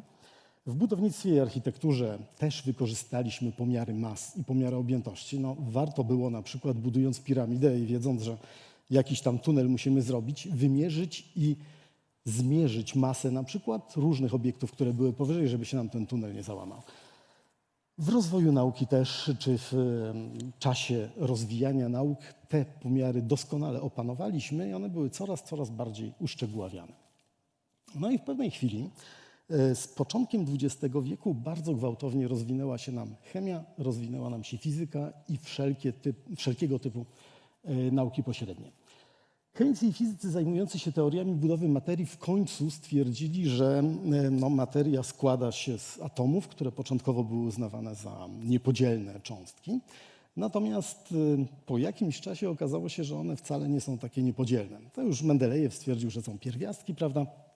Tych pierwiastków jest dość sporo, one różnią się swoimi własnościami, różnią się też masami atomowymi, do czego doszliśmy, ale w wyniku pewnych pomiarów, w wyniku pewnych badań okazało się, że atom wcale nie jest taki niepodzielny, jakby się nam wcześniej wydawało. Oczywiście teorie atomistyczne jako czyste hipotezy były znane od bardzo dawna. Demokryt i Leukipos dawno temu w ramach swojej filozofii stwierdzili, że świat musi być z czegoś bardzo małego zbudowany. No ale z atomów przeszliśmy troszkę niżej. Zrozumieliśmy, że atomy mogą składać się z protonów, elektronów i te 2 indywidua dość łatwo byliśmy w stanie zbadać, stwierdzić, że one są. Z tej prostej przyczyny, że obydwa są obdarzone ładunkiem, a więc reagują w polu elektrycznym w określony sposób, więc dość łatwo było na przykład badać tor lotu takich cząstek, dzięki czemu byliśmy w stanie określić właśnie ich masę. I tutaj powolutku idziemy w kierunku spektrometrii mas. Trzecim obiektem, który znajduje się w atomie, są neutrony oczywiście i z neutronami było ciężej. One są pozbawione ładunków, w związku z czym zasadniczo ciężej było je wykryć, ale udało się również przy okazji badań izotopów. Wiedzą Państwo doskonale, że poszczególne atomy mają swoje różne izotopy, a więc mają te same liczby atomowe, patrząc po tablicy Mendelejewa, i mają różne liczby masowe, a więc mają różną ilość neutronów w swoich jądrach atomowych, te same pierwiastki. No i neutrony różnicują nam poszczególne atomy. Początek XX wieku to, tak jak wspomniałem, wiek wspaniałych odkryć w fizyce, potem w chemii. Jednym z takich świetnych odkryć było odkrycie właśnie izotopów bezsprzecznie pokazane. Pan Joseph Thomson odkrył izotop neonu 20, neonu 22, obserwując w swoim eksperymencie nachylanie się czy zakrzywianie się pewnych trajektorii lotów różnych cząstek. I tutaj mamy takie 2 małe smugi, jedną trochę większą, drugą trochę mniejszą. Okazało się, że to właśnie jest neon 20 i neon 22. Po czym rozpoczęto bardzo precyzyjne pomiary izotopów czy mas atomowych poszczególnych izotopów pierwiastków, dzięki czemu okazało się, że właściwie każdy atom, jaki znamy, ma swoje izotopy. Począwszy od wodoru deuterotrytu, skończywszy na transuranowcach, które tych izotopów mają dość sporo. I razem ze swoim uczniem Francisem Williamem Astonem zbudowali około roku 1911, ta budowa troszkę trwała, spektrometr masowy, który był w stanie takie rzeczy rutynowo analizować. Zresztą i jeden i drugi dostał Nagrodę Nobla, zresztą syn pana Thomsona, również Thomson, też Nagrodę Nobla dostał w podobnym zakresie pomiarowym. Od tego czasu rozpoczyna się era pomiarów mas atomów, mas cząsteczek. Fizycy lubią cząstki elementarne również, więc wprowadziłem je tutaj i ta era trwa do dziś. Żeby zaznajomić Państwa z tym trudnym pozornie sformułowaniem jak spektrometria mas czy spektrometr masowy, musimy powiedzieć, jak to szczególne urządzenie, zajmujące bardzo szczególne miejsce w chemii jako takiej i nie tylko, również w medycynie, biochemii i wszystkich dziedzinach nauk pośrednich, jak ono działa. Mamy próbkę, która składa się z jakichś cząsteczek i chcemy te cząsteczki oznaczyć. Chcemy sprawdzić, jaką mają masę cząsteczkową. Po co to sprawdzanie? To o tym za chwileczkę też sobie opowiemy. Mamy próbkę i tą próbkę musimy zjonizować. Wspomniałem już wcześniej, że to, co jest zjonizowane, to, co posiada ładunek, dość łatwo jest nam tym zarządzać. Cząsteczki, które nie mają ładunku, są bardzo kłopotliwe z naszego punktu widzenia, ponieważ nie zachowują się tak, jakbyśmy chcieli. Nie zakrzywiają się w polu elektrycznym, ich tory lotów w polu magnetycznym również są po prostu obojętne. Więc próbkę musimy zjonizować i robimy to na 3 sposoby. Ja o nich w 2 słowach opowiem, bo to jest ważne dla dalszego toku rozważań. Mianowicie możemy z cząsteczki wybić elektron, dzięki czemu taka cząsteczka nabiera cząstkowego ładunku dodatniego. Ma ładunek +1. Wtedy masa cząsteczkowa takiego jonu jest bardzo, bardzo zbliżona do masy cząsteczki obojętnej, no bo elektron ma bardzo małą masę swoją własną. Możemy również w drodze jonizacji wprowadzić do takiej cząsteczki proton lub protony, zależnie od tego, ile miejsc akceptorowych dla protonu, ile miejsc nukleofilowych posiada dana cząsteczka. I trzecia metoda, możemy od cząsteczki oderwać 1 lub więcej protonów, dzięki czemu cząsteczka nabywa jednokrotnego lub wielokrotnego ładunku ujemnego. To są 3 podstawowe opcje, które możemy wykonać w spektrometrze masowym, żeby cząsteczkę obojętną przeprowadzić w postać jonową. A więc mamy jony próbek. Oczywiście tu nigdy nie wprowadzamy jakiejś super czystej próbki, ponieważ w spektrometrii mas zwykle analizujemy różnego typu mieszaniny próbek, czy mieszaniny substancji w danej próbce, dzięki czemu jonizują nam się wszystkie albo tak dużo, jak się tylko da, cząsteczki w naszej próbce. I teraz co możemy zrobić? Jak już mamy postać jonową, to możemy określić z toru lotu jonów na przykład ich masę. Możemy sobie wykalibrować spektrometr w odpowiedni sposób i uzyskujemy właściwie nie tyle masę, co stosunek masy do ładunku, bo to są 2 różne rzeczy. No więc bardzo prosta rzecz. Bierzemy cząsteczkę, jonizujemy, rozdzielamy ją, uzyskujemy stosunek masy do ładunku. Przy czym proszę pamiętać, że stosunek masy do ładunku to rzeczywiście nie jest masa cząsteczkowa substancji, to są 2 różne rzeczy. I właściwie to tutaj na podstawie wyliczeń pewnych możemy uzyskać precyzyjną masę i uzyskać informację, czym ta cząsteczka jest na podstawie masy. Chociaż ktoś mógłby powiedzieć, że to nie jest jeszcze takie super dokładne, bo może się zdarzyć, że bardzo dużo cząsteczek w przyrodzie będzie miało dokładnie taką samą masę. No i tutaj znowu spektrometria mas przychodzi nam z pomocą, ponieważ możemy jeden z takich jonów wyizolować. Wspominałem przecież, że poszczególne jony możemy kierować w różne miejsca w bardzo prosty sposób. Jeżeli wyizolujemy sobie jedną konkretną grupę jonów o określonym ładunku czy o określonym stosunku M do Z, to będziemy w stanie sfragmentować taką grupę jonów, uzyskać ich pochodne. I z tych pochodnych jesteśmy się w stanie, oczywiście znowu po rozdzieleniu i detekcji, jesteśmy się w stanie dowiedzieć z czego, z jakich podstawników, z jakich części zbudowana jest cząsteczka. I to prowadzi nas wprost do określenia wzoru strukturalnego cząsteczki analizowanej, a więc wtedy, jeżeli przeprowadzimy procedurę jonizacja, izolacja, fragmentacja, rozdzielenie i detekcja fragmentów, uzyskujemy wzór strukturalny cząsteczki, czyli mamy absolutnie jednoznaczną identyfikację cząsteczek analizowanych. Tak możemy zrobić ze zdecydowaną większością cząsteczek. Tutaj jest coś, co nie dość, że słabo widać, to jeszcze nie wygląda zbyt dobrze, ale tak wyglądają widma masowe, przynajmniej w pierwszym przybliżeniu, takie najprostsze jakie są. Z czego one się składają? Na osi X-ów mamy wartości M do Z. I już wspomniałem, że wartość M do Z to nie jest masa cząsteczkowa, ponieważ załóżmy, że mamy cząsteczkę o masie 200 atomowych jednostek masy. Jeżeli dołączymy do niej 1 proton, to M do Z to będzie 201, czyli różnimy się pomiędzy M do Z a M jedną atomową jednostką masy. Ale jeżeli wprowadzimy do takiej samej cząsteczki 2 protony, to wtedy mamy 200 plus 2 protony masę, ale przez ładunek 2. Czyli tak naprawdę otrzymujemy na widmie masowym pik przy wartości M do Z 101. I to jest dramatyczna różnica, dlatego wspomniałem, że nie należy mieszać wartości M do Z z masami cząsteczkowymi. No dobra, co my tu dalej mamy? Mamy intensywność jonów. To nie ma dużego znaczenia, jak to jest skalowane. Po prostu skalujemy do najbardziej intensywnego jonu na widmie. Nie ma znaczenia. Mamy piki pochodzące od jonów substancji analizowanych, takie wysokie, czyli jest ich dużo najczęściej. Mamy również piki od jonów o relatywnie niskiej intensywności. W pierwszym przybliżeniu możemy powiedzieć, że tych substancji dających takie jony jest mało, a tej jest dużo. Nie jest to do końca prawdziwe, ale generalnie rzecz biorąc możemy tak przyjąć. Mamy kolejne piki jonów, no i jakieś tło instrumentalne. Każdy instrument, każde urządzenie ma jakieś tam swoje tło. Jeżeli przybliżymy teraz ten jeden pik, to zobaczymy coś bardzo, bardzo ciekawego. Mianowicie nasz pojedynczy pik OM do Z468 rozdzielił się na kilka mniejszych pików.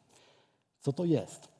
Załóżmy, że mamy jakąś cząsteczkę o określonym składzie pierwiastkowym złożonym z węgla, wodoru i tlenu i przyłączyliśmy do niej jeden proton, czyli mamy taki jeden pik. Ale jak Państwo wiedzą, jak wspominałem przed chwilką, atomy poszczególnych pierwiastków nie są absolutnie jednorodne, mają różną ilość neutronów w jądrach atomowych. W związku z czym, jeżeli na przykład ta cząsteczka jest złożona z węgla C12, wodoru H1 i tlenu O16, to pik reprezentowany, znaczy cząsteczka reprezentowana przez ten pik na przykład składa się z N atomów węgla C12 znaczy N-1 i jednego węgla C13. A więc widzimy na widmach masowych różnice o pojedyncze neutrony. I to jest piękne w tej technice, ponieważ po pierwsze pokazuje nam, jak naprawdę wygląda materia, a po drugie dzięki temu, nie wchodząc w jakieś większe szczegóły, dzięki takiemu rozdziałowi pików jesteśmy w stanie określić, jakie jest Z w wyrażeniu N do Z, a więc policzyć masę cząsteczkową. To robi się dość prosto, nie ma sensu, żeby o tym rozmawiać. A tu coś bardziej skomplikowanego, mianowicie to jest już ładnie opisane, obrysowane widmo fragmentacyjne. Wspomniałem, że jeżeli na przykład mamy widmo cząsteczki, które daje pik jakiś tam, powiedzmy 300 coś, to nie możemy być pewni, że jest to określona cząsteczka. Musimy poznać jej wzór strukturalny. Jeżeli teraz zrobimy fragmentację takiego piku, otrzymamy cały szereg pików o zwykle niższych wartościach N do Z, będziemy w stanie zrekonstruować z cząstkowych danych, z cząstkowych informacji, jak wygląda struktura pojedynczej cząsteczki. To widmo, tak jak wspomniałem, jest dość skomplikowane i na początku działania spektrometrii mas w skali świata interpretacja takich widm była trudna. Obecnie mamy do tego potężne oprogramowanie, bazy danych. Jesteśmy w stanie w ciągu kilku sekund z widma fragmentacyjnego stwierdzić, co to za cząsteczka. Pod warunkiem, że mamy dostęp do baz danych albo wystarczająco wydajnego oprogramowania. To jest piękna rzecz. Właściwie żadna inna technika nie daje takich możliwości. No dobrze, czy to jest takie proste? Czy spektrometria mas jest tak prosta? I tak, i nie. Podstawowe zasady są mniej więcej takie, jak opisałem, czyli można je pojąć w 15 minut. Natomiast oczywiście, jeżeli wykorzystujemy spektrometrię mas w naszych badaniach, to mamy całą masę różnych kruczków. Mamy tam zakresy widma masowego, określone rozdzielczości, czułość metody, sposoby uzyskiwania jonów itd., itd. Ale tym nie będziemy się zajmować, bo to nie jest 30-godzinny kurs dla studentów, tylko półgodzinny wykład popularyzacyjny. Nie będziemy się tym w ogóle zajmować. Okej. Najważniejsze jest to, żeby określić, dlaczego spektrometria mas jest tak ważną niesłychanie techniką. Ano mianowicie dlatego, że udziela bardzo, bardzo precyzyjnych odpowiedzi na zróżnicowane pytania. Można by wzruszyć ramionami i zapytać, no dobrze, co mi z tego, że sobie masę cząsteczkową substancji oznacza? Tak naprawdę możemy wykorzystać tą wiedzę o masie cząsteczkowej substancji w tysiącach różnych hipotez, w ich testowaniu i konwertowaniu na teorię. I tutaj kilka pytań, na jakie w bardzo prosty i szybki sposób odpowiada spektrometria mas. Na przykład, czy w próbce znajduje się właściwa cząsteczka, powiedzmy jakiegoś leku. Przychodzi do nas farmakolog albo chemik organik i pyta, czy on syntetyzował właściwą cząsteczkę. Przemysł farmaceutyczny na tym bazuje, bo ostateczną metodą sprawdzenia, czy mamy do czynienia z syntetyzowaną właściwą cząsteczką przed jakimikolwiek dalszymi badaniami, przed badaniami ADMET, badaniami na zwierzętach, czymkolwiek innym, jest zawsze ostatecznie spektrometria mas. A więc czy w próbce znajduje się właściwa cząsteczka danego leku? No i mamy takie widmo masowe, bardzo proste, konkretyzując to pytanie, czy w dostarczonym materiale jest na przykład taki cytostatyk docetaxel. Jeżeli otrzymamy pik o M do Z 808 35,34, zauważcie Państwo, jak strasznie dokładna jest ta technika. Pokazuje nam, i to nie jest przesada, masę cząsteczkową z dokładnością w tym momencie. To jest spektrometr, który jest na AGH właśnie u nas w zespole. Pokazuje nam masę cząsteczkową, czy stosunek M do Z, ale potem możemy to przeliczyć na masę cząsteczkową z dokładnością do 4 miejsca po przecinku. A ktoś mógłby zapytać, no dobrze, no ale jeżeli na przykład mówimy o cząsteczce glukozy, to ona ma masę cząsteczkową 180 atomowych jednostek masy. Skąd to wszystko po przecinku? Proszę pamiętać, to za chwilkę, proszę pamiętać, że wszystkie atomy składają się z protonów, neutronów, elektronów, a one mają niecałkowite masy danych indywiduów, prawda? Elektron to 1/1836 masy protonu. Masa protonu też ma jakąś wartość ułamkową, masę neutronu też. Więc jak sobie to wszystko sumujemy, wszystkie atomy budujące daną cząsteczkę, to dobrze jest wiedzieć, co jest tutaj po przecinku w wartościach m do z. No i na przykład ostatecznie otrzymujemy taką informację, że nasze m do z zostało wyliczone tutaj z dokładnością do tam 0,65 ppm, do 0,65 part per milion, czyli mylimy się o parę jednostek na tym ostatnim miejscu znaczącym, na 4. miejscu po przecinku. No i teraz tutaj mamy docetaxel. Jeżeli stwierdzimy, z jakich atomów on się składa i wyliczymy sobie tam poszczególne masy atomowe, zsumujemy je wszystkie, to wyjdzie nam sumaryczna masa cząsteczkowa tej cząsteczki równa 807,3467 atomowe jednostki masy. No to ja tu mówię o super wysokiej rozdzielczości dokładności pomiarów, a tutaj mamy 808,3534, a tu 807,3467. Co jest nie tak? Zapomnieliśmy o protonie. Powiedziałem, że my musimy zjonizować cząsteczkę czymś i w tym przypadku, w tej metodzie jonizacji, którą zastosowaliśmy do tej analizy, musieliśmy do każdej cząsteczki dołożyć proton, żeby uzyskać jon. Dzięki temu po uwzględnieniu masy protonu teoretyczna masa tego plus masa protonu to jest 808,3539. W pomiarze na spektrometrze mas wyszło nam 808,3534, czyli mylimy się o 5 dziesięciotysięcznych atomowej jednostki masy.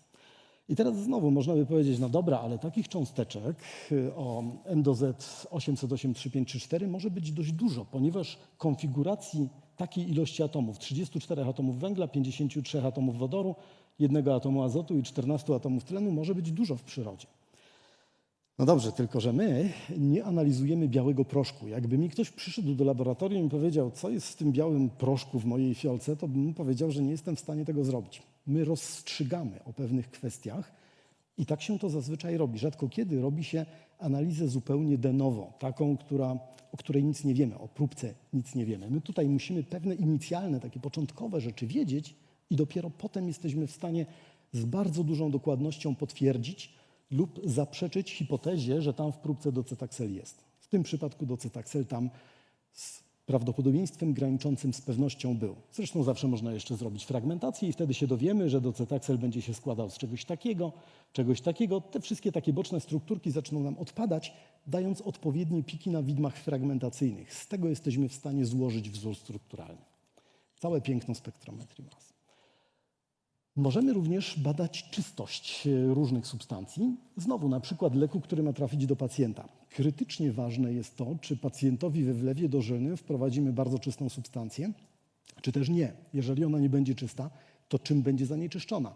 Czy to będzie obojętne dla pacjenta, czy to będzie na przykład jakaś toksyna? To jest niesłychanie ważny zestaw pytań. I na takie pytania znowu odpowiada spektrometria mas. Tu mają Państwo widmo masowe. W porównaniu z tym, co pokazywałem przed chwilą, to wydawałoby się, że tutaj mamy całą masę substancji, tyle ile pików. No i właśnie nie, to nie do końca jest prawda. Na tym widmie masowym mamy jedno bardzo czyste białko, metylotransferazę histonową. Nieważne dokładnie, co to jest. Po prostu taka próbka mi się trafiła w momencie, gdy przygotowywałem tą prezentację. Wzór sumaryczny tej substancji jest taki dość skomplikowany. Tam jest ponad 1000 atomów węgla, parę tysięcy atomów wodoru i tak dalej. Wyliczona masa cząsteczkowa 23 266 atomowych jednostek masy. Z widma tego jesteśmy w stanie wyliczyć masę 23 266,35. Różnica między masą teoretyczną dla tej cząsteczki, a taką, którą otrzymujemy przy pomocy spektrometru masowego, wynosi 800 atomowej jednostki masy. Proszę zobaczyć, jaka jest dokładność tego pomiaru. To znowu, tu jest akurat 3,5 ppm. To jest w porównaniu z docetaxelem dość duży błąd, ale zważywszy na bardzo dużą masę cząsteczkową, my tutaj mylimy się o bardzo, bardzo malutki ułamek promila w masie. Skąd my właściwie wiemy, że wszystkie te piki pochodzą od tej samej cząsteczki? One mają różną krotność jonizacji. Pamiętają Państwo, jak mówiłem, że mamy m do z, przy czym z może być większe od 1, prawda? Czyli możemy przyłączyć do cząsteczki więcej niż 1 proton albo oderwać więcej niż 1 proton. No i tak rzeczywiście jest. Każdy z tych pików to jest ta sama cząsteczka o różnej krotności jonizacji. Ten pik to jest cząsteczka z 18 protonami, ten z 19 i tak dalej, i tak dalej. I ja jako człowiek, który się zajmuje już parę lat spektrometrią mas, wstyd powiedzieć ile? 25. Widzę od razu, że to jest czysta zupełnie substancja i mogę z czystym sumieniem powiedzieć, dobra, czystość tego wynosi tam po pewnych przeliczeniach 95% plus. Co więcej, jestem w stanie ocenić, co jest w tych 5%. Troszkę innymi metodami, ale też opartymi na spektrometrii mas. Musiałbym rozdzielić taką mieszaninę, bo tutaj jakieś tam małe piczki gdzieś się znajdują, w związku z czym musiałbym to rozdzielić na systemie rozdziałowym, na chromatografii cieczowej i dopiero wprowadzić sekwencyjnie do spektrometru. Wtedy jestem w stanie zidentyfikować wszystko. Skąd wiemy, że na przykład ten pik jest zjonizowany 25 razy? Znowu możemy go sobie bardzo mocno przybliżyć i ten pik będzie wyglądał w dużym przybliżeniu, czyli w zakresie tam od 931 do jakieś 935. Tak, on się nam rozdzieli na całą masę takich cząstkowych pików, znowu pochodzących od neutronów z różnych izotopów pierwiastków, które budują tą cząsteczkę. To jest coś pięknego. Odległości między tymi pikami świadczą o krotności jonizacji, bo zasadniczo tu powinno być dla krotności jonizacji 1, czyli jak przyłączamy 1 proton, za każdym razem powinien być odstęp równy jednej atomowej jednostce masy, albo dokładniej masie neutronu. Ale jeżeli przyłącza nam się wiele protonów do cząsteczki, no to jest 1 przez masa. W związku z czym możemy z odległości między pikami izotopowymi wyliczyć, jak bardzo zjonizowany, jak dużym ładunkiem zjonizowany jest ten pik, 25-krotnym w tym przypadku, a więc możemy łatwo odtworzyć z takiego widma masę cząsteczkową substancji analizowanej. No dobrze, poprzednia substancja była super czysta, teraz coś mniej czystego. Tu widzą Państwo znowu dwie takie populacje pików. No i to inne białko troszeczkę jest o niższej masie. Teoretyczna masa zgadza się z oznaczoną w praktyce. Zaznaczyłem czerwonymi strzałkami to, co jest nam potrzebne. Ale widzimy tu też drugą populację pików i analiza czystości mówi, no nie, tego, co jest nam potrzebne, jest około 1/3 w próbce. 2/3 to jest coś, co jest zanieczyszczeniem. Ale pytanie, co to jest? To jest coś, co przyłączyło 178 atomowych jednostek masy. I to od razu możemy powiedzieć człowiekowi, który eksperymentuje z tą próbką, który przygotowuje jakiś lek, jakąś substancję. Co więcej, możemy powiedzieć, co tam się przyłączyło do cząsteczki. Według mnie to jest jakiś cukrowiec, jakaś reszta galaktozylowa z czymś. No i teraz pytanie, czy nadaje się to do terapii człowieka, czy nie, jest kwestią otwartą. Można porozmawiać z farmakologiem, z firmą farmaceutyczną na przykład i wspólnie ustalić, czy to jest nadal bezpieczne, czy nie. No to jest kwestia całej masy dalszych eksperymentów, ale wyjściem do tych eksperymentów znowu jest spektrometria mas, czyli coś, co nam powie, że to nie jest super homogenne, nie jest super czyste. No dobrze, wychodząc z tematów takich stricte chemicznych, to przy pomocy właśnie oznaczeń mas, czy stosunków m do z, możemy powiedzieć, jak działają komórki. To dość dalekie od takiej czystej chemii, ale jako, że jestem biochemikiem, to bardzo często wykorzystuję komórki w swoich badaniach. Możemy na przykład szukać różnego typu bardzo wczesnych markerów, chociażby stanów nowotworowych. Innymi słowy, zanim lekarze zobaczą, że rozwija nam się w organizmie jakiś guz nowotworowy, to używając określonych markerów, na przykład białkowych, jesteśmy w stanie na tygodnie, miesiące albo nawet na lata wcześniej powiedzieć, że u kogoś rozwinie się stan nowotworowy, bo widzimy pewne białkowe markery. Podobnie jest na przykład z chorobami neurodegeneracyjnymi. Jeżeli niektóre choroby neurodegeneracyjne rozwijają się powoli w organizmie, to przez długi czas nie obserwujemy efektów ich działania. Ale jak już je zobaczymy, no to trochę na terapię jest za późno, ponieważ pewne zmiany już zaszły. Nie możemy ich cofnąć. Ale możemy je wykryć znacznie wcześniej i do tego służy spektrometria mas. To wygląda tak, że musimy porównać normalne komórki działające zupełnie prawidłowo z komórkami nowotworowymi na różnych stadiach rozwoju. No możemy sobie oczywiście zrobić hodowlę komórkową z komórek nowotworowych, nie ma z tym żadnego problemu. Tylko że teraz tak, w tej grupie komórek średnio w komórkach mamy około 20 000 różnych białek w różnych ilościach. Niektórych jest dużo, niektórych jest mało.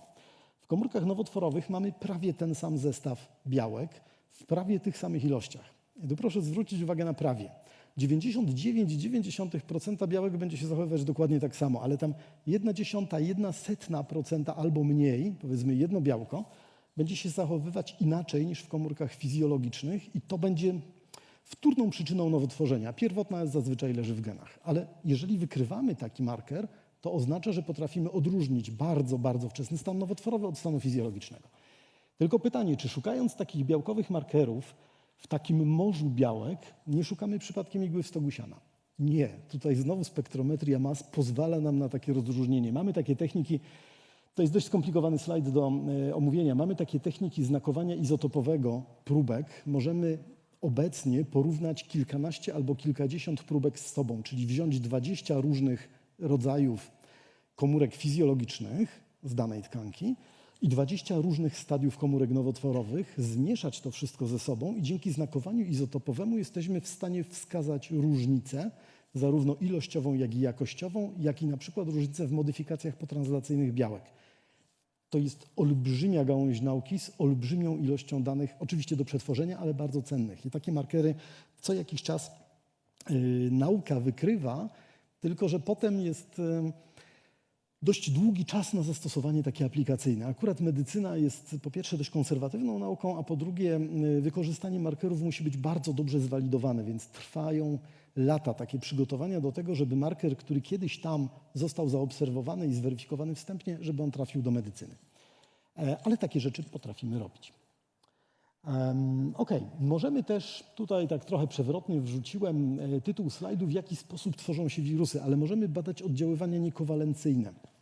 W chemii jesteśmy przyzwyczajeni i w biochemii do tego, że badamy oddziaływania kowalencyjne. Coś się z czymś łączy, mamy jakiś produkt, coś się rozpada w jakiś sposób, znowu mamy produkty z jakiegoś substratu. Ale bardzo często, zwłaszcza w organizmach żywych, poszczególne cząsteczki działają tak, że one się łączą oddziaływaniami słabymi, coś robią, po czym się szybko rozpadają. Ale ten efekt potem obserwujemy w organizmie.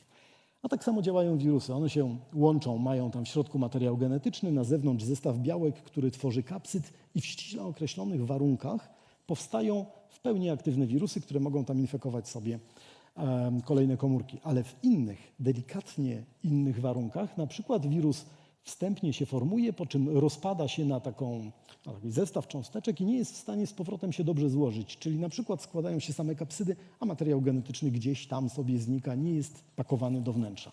I takie procesy, na przykład w funkcji pH, tutaj mamy kilka różnych rodzajów pH, jesteśmy w stanie badać też oczywiście przy pomocy spektrometrii mas. Taka technika pomiarów, tam różnimy się o dużą wartość. Puste wirusy w tym przypadku, w przypadku tego prezentowanego badania mają około 5 milionów atomowych jednostek masy, pełne z DNA około 8 milionów atomowych jednostek masy. Możemy to badać przy pomocy technik Native MS, czyli Native Mass Spectrometry. No i jeszcze tak na koniec, a może zrobić sobie zdjęcie przy pomocy spektrometru masowego. Wszyscy lubimy obrazki różnego typu i w sumie nie bez powodu, ponieważ obrazki są doskonale interpretowane przez nasz mózg. Jeżeli zobaczymy tabelkę, jeżeli zobaczymy opis, to ma inną rangę gatunkową niż zobaczenie obrazka. Bardzo łatwo je interpretujemy i bardzo szybko. Jesteśmy w stanie szybko przetworzyć bardzo dużą ilość danych bazując na obrazach. A więc ktoś zupełnie niedawno, to było jakieś 12 lat temu, wpadł na pomysł, że można obrazować w biologii tkanki przy pomocy spektrometru masowego. Tu mają Państwo przekrój mózgu szczura w płaszczyźnie czołowej, tak jakbyśmy go kroili od czoła w tył. Czyli mamy spoidło wielkie, czyli mamy jedną półkulę, drugą półkulę, hipokamp, struktury podkorowe. I teraz chcielibyśmy zobaczyć, jak wygląda rozkład cząsteczek, na przykład jakiegoś chemioterapeutyku, który wprowadzamy do centralnego układu nerwowego, gdzie on się lokalizuje. No i możemy zrobić to tak, że na przykład, tutaj widzą Państwo takie kropki, które się pojawiają. Załóżmy, że spod każdej kropki zbieramy widmo masowe, co znajduje się pod taką kropką. Tu będzie to widmo masowe troszkę inne, tu będzie troszkę inne, a tu będzie jeszcze troszkę inne.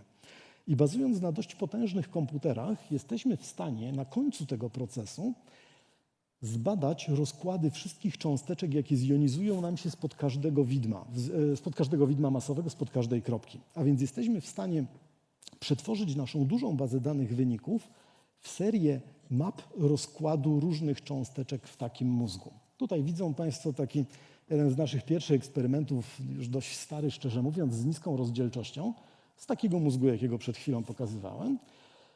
I tutaj mamy rozkład substancji numer 1, to jest jedna z półkul, druga z półkul, znowu spoidło wielkie i tak dalej.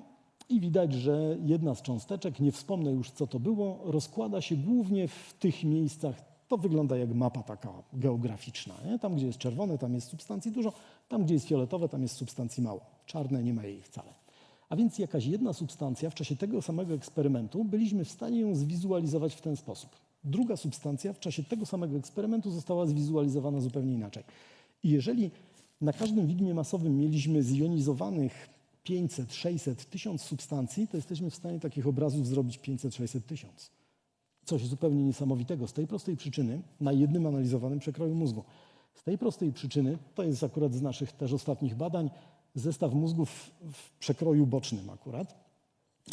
I możemy sobie tutaj powiedzieć, na przykład po wprowadzeniu jakiejś substancji do centralnego układu nerwowego, to może być toksyna, narkotyk, lek, cokolwiek innego, możemy badając poszczególne piki i poszczególne jony generować obrazy, które mówią nam na przykład w jakich strukturach mózgu kumuluje się dana substancja. Czy ona dociera do tych struktur, na których nam zależy. To nie jest wszystko oczywiście, bo możemy nakładając na to jeszcze krzywą czasową, możemy stwierdzić, jak ona się rozkłada, do jakich metabolitów, gdzie te metabolity trafiają, jak szybko są wypłukiwane, czy są toksyczne, czy nie. No to jest już potem etap badań toksykologicznych dalej, ale wskazujemy toksykologom, co właściwie powstało. Proszę pamiętać, że jak mamy jakąś masę cząsteczkową, to my de facto możemy dojść do tego, co to za substancja. Więc bardzo, bardzo dużo takich rzeczy możemy zrobić. To jest obecnie potężna, szybko rozwijająca się gałąź spektrometrii mas, w której mamy też pewien swój skromny udział, ponieważ mamy aparaturę i możliwości, żeby pewne badania prowadzić w tym zakresie i to tutaj na Akademii Górniczo-Hutniczej. A może kryminalistyka na przykład. Spektrometria mas doskonale się w tej dziedzinie nauki przydaje. Tutaj widzą Państwo rekonstrukcję odcisku palca. Coś, czego żaden technik kryminalistyki nie zrobi, ponieważ nie jest w stanie z pewnych powierzchni ściągnąć odcisku palca. To jeszcze potrafi zrobić spektrometr masowy z imagingiem, czyli taką powierzchnię, z której normalnie odcisku palca byśmy nie wzięli, skanujemy podobnie jak mózg i jesteśmy w stanie taki odcisk palca zrekonstruować. To nie wszystko. Możemy na przykład powiedzieć, tu są takie dwa mało czytelne obrazki, ale zwróćcie Państwo uwagę na kolor żółty i pomarańczowy na tych dwóch obrazkach. Możemy powiedzieć, że odcisk palca, to jest duże powiększenie tego i tam przekręcone o 90 stopni, że na przykład ktoś, kto dotykał danej powierzchni, miał wcześniej na tym palcu kontakt z kokainą. Albo po kilku godzinach, jak dotknął powierzchni w innym miejscu i umył ręce, to ta ilość kokainy jest mniejsza, ale wciąż jest wykrywalna. W związku z czym to jest nieprawdopodobne narzędzie dla techników kryminalistyki, no, dla prokuratorów oczywiście i dla wszystkich służb tego typu, które zajmują się różnego typu przestępstwami z cząsteczkami chemicznymi. Jeżeli Państwo, tak zupełnie na koniec, jeżeli Państwo latają od czasu do czasu gdzieś, to być może zdarzy się strażnik graniczny, który podejdzie do Państwa z takim papierkiem białym i zacznie tak Państwa smyrać w różnych miejscach, że tak powiem, a potem wsadzi ten papierek do takiego dziwnego urządzenia. To też jest spektrometr masowy, który jest przeznaczony do tego, żeby na takim papierku w bardzo niskich stężeniach, pikomolowych, czasem femtomolowych, czyli bardzo, bardzo niskie stężenie, być w stanie wykryć substancje wybuchowe, toksyny, narkotyki i tym podobne rzeczy, zależnie od bazy danych zdeponowanej w tym urządzeniu. A więc w ciągu kilku sekund strażnik graniczny otrzymuje informację, czy ktoś miał kontakt z jakąś substancją zabronioną. No i wtedy miga na czerwono ten ekranik i to jest powodem przeszukania takiego pacjenta, u którego coś wykryto. Mam nadzieję, że przekonałem Państwa, że spektrometria mas jest uniwersalną techniką, która bardzo, bardzo wiele rzeczy potrafi pokazać. Jest wykorzystywana również w badaniach kosmosu, w datowaniu izotopowym, w badaniach czystości środowiska, w badaniu oryginalności produktów, kontrolach antydopingowych i całej masie różnych innych działów. I nawet jak widzą tutaj Państwo łazik Curiosity, to właściwie wszystkie łaziki marsjańskie gdzieś mają spektrometry masowe. On ma go tutaj z przodu, to jest taki mały moduł, który służy do badania składu atmosfery Marsa i jeszcze ma takie ramię robotyczne, które tutaj od czasu do czasu wrzuca próbkę Ziemi. I w tej próbce Ziemi, znaczy Ziemi marsjańskiej oczywiście, i w tej próbce spektrometr masowy jest w stanie wykryć, ma taką bazę danych na wiele tysięcy substancji organicznych i mówi, że tam jakaś substancja organiczna, niekoniecznie pochodzenia z organizmów żywych, substancje organiczne to takie oparte na węglu czterowartościowym, jest w stanie ją wykryć i przekazać nam takie dane w sposób zupełnie, całkowicie automatyczny. Piękna rzecz, prawda? Powracając do zasadniczej części mojego wykładu, po co biochemicy ważą cząsteczki, to właściwie odpowiedź jest prosta, bo to bardzo skuteczna metoda odkrywania, w jaki sposób działa natura. My cały czas odkrywamy pewne rzeczy w naturze, tworzymy hipotezy i je testujemy, a testujemy je między innymi dzięki spektrometrii mas. Dziękuję Państwu bardzo.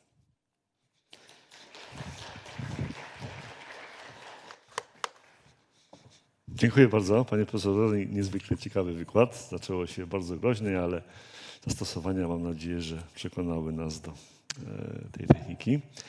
Bardzo proszę pytania.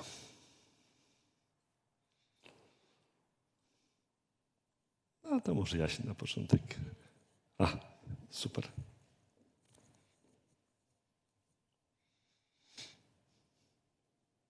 Pan profesor tak wszystko tłumaczy, że tak przystępnie. Mógłby pan tak szybko i prosto powiedzieć zasady działania podwójnego kwadrupola w MS-ie?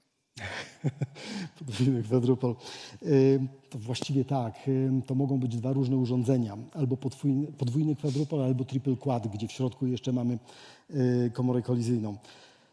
Akurat to jest rodzaj analizatora, który przepuszcza przez siebie jony, wprowadzając je w oscylacje. I zależnie od częstości zmian oscylacji pomiędzy 4 prętami kwadrupola, tylko niektóre jony o ściśle określonej wartości m do z są w stanie przez ten kwadrupol przelecieć. Nie wiem, czy to tłumaczenie jest wystarczająco zrozumiałe, ale generalnie tak działa. W związku z czym, zmieniając delikatnie częstości kwadrupola, jesteśmy w stanie przepuścić przez niego jony o ściśle określonym m do z. I jeżeli zmieniamy w czasie częstość oscylacji, to przez kwadrupol przelatują poszczególne jony o różnych wartościach m do z. Natomiast podwójny albo potrójny kwadrupol w środku z komorą kolizyjną służy do tego, żeby uzyskiwać fragmentację. Czyli pierwszy kwadrupol izoluje nam jon o ściśle określonej wartości m do z. On wpada do komory kolizyjnej. Tam rozpada się, zgodnie z tym, co mówiłem, tak bardzo mniej więcej na jony fragmentacyjne.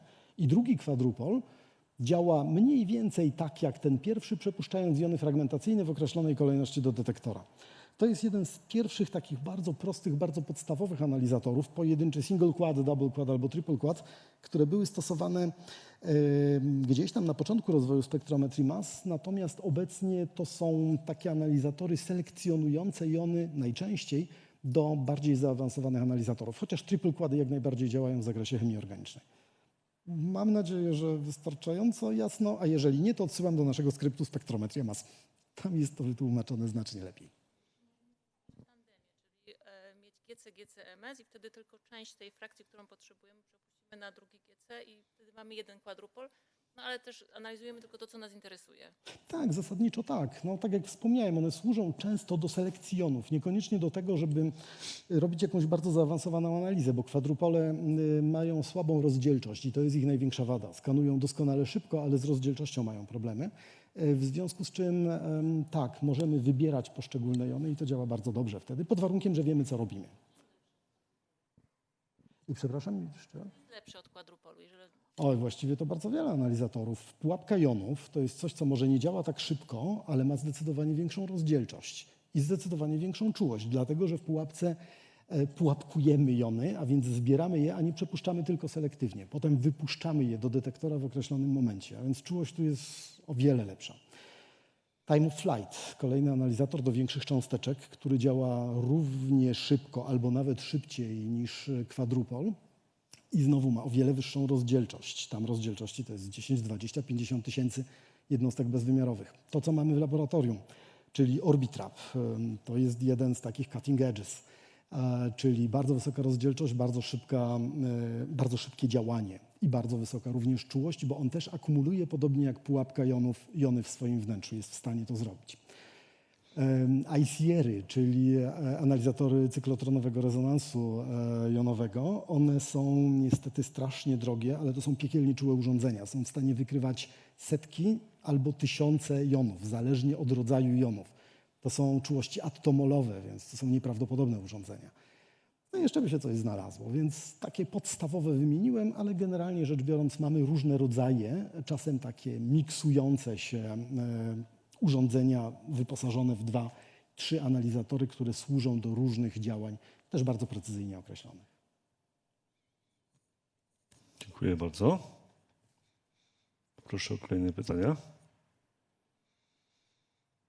To może mnie się uda, ale ja mam takie bardzo prowokacyjne pytanie. A propos tych defragmentacyjnych widm i otworzenia z nich struktury cząsteczki, czy to trochę nie jest tak, że z kupy cegieł próbujemy odtworzyć, jak wyglądała struktura domu na początku? Wiem, że pan profesor wspominał o dokładności, wykwintności baz danych, ale czy za każdym razem jest to niezawodne, że z fragmentacyjnego widma jesteśmy w stanie z niemalże 100% pewnością odtworzyć strukturę? To, czego uczę większość studentów, odpowiadać na niektóre pytania, to zależy. To naprawdę zależy. Jeżeli cząsteczka jest relatywnie prosta, czyli powiedzmy ma tam 1000 atomowych jednostek masy albo coś koło tego, to właściwie tak, to jest metoda niezawodna. Oczywiście zawodzi w niektórych szczególnych momentach, jeżeli mamy na przykład cząsteczki chiralne, prawda? Czyli nie jesteśmy w stanie na przykład konfiguracji wokół atomu asymetrycznego węgla uzyskać. No ale dobrze, tym się zajmuje troszkę inny dział chemii. Możemy też połączyć na przykład chromatografię cieczową na złożach chiralnych ze spektrometrią mas i w zasadzie stwierdzić, który ze związków ma jaką konfigurację.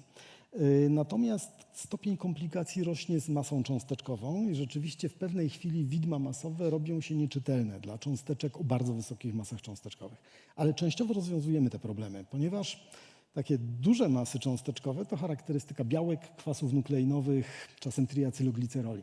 I to jesteśmy w stanie fragmentować według pewnych schematów i uzyskiwać na przykład zamiast pełnej struktury cząsteczkowej w białkach, uzyskiwać sekwencję aminokwasów. I to nam wystarczy do identyfikacji białka, bo białko de facto to jest rodzaj sekwencji aminokwasów w łańcuchu polipeptydowym. Jeżeli ją poznamy, to wiemy, z jakim białkiem mamy do czynienia. Więc czasem obchodzimy pewne problemy związane z fragmentacją w ściśle określony sposób, zależnie od tego, do czego nam fragmentacja służy. Więc nawet jak się nie da od tak wprost, to możemy pewne rzeczy nadal zrobić. Jasne, dziękuję. Bardzo proszę.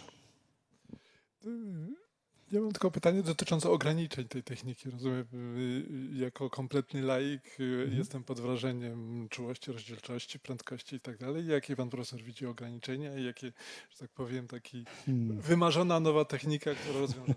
Tak, zawsze chcielibyśmy szybciej, czulej i więcej.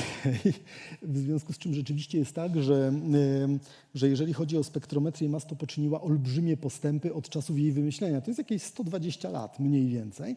W ciągu ostatnich 15-20 lat ja ze swojego życia i ze swojej pracy ze spektrometrami widzę niesłychany postęp.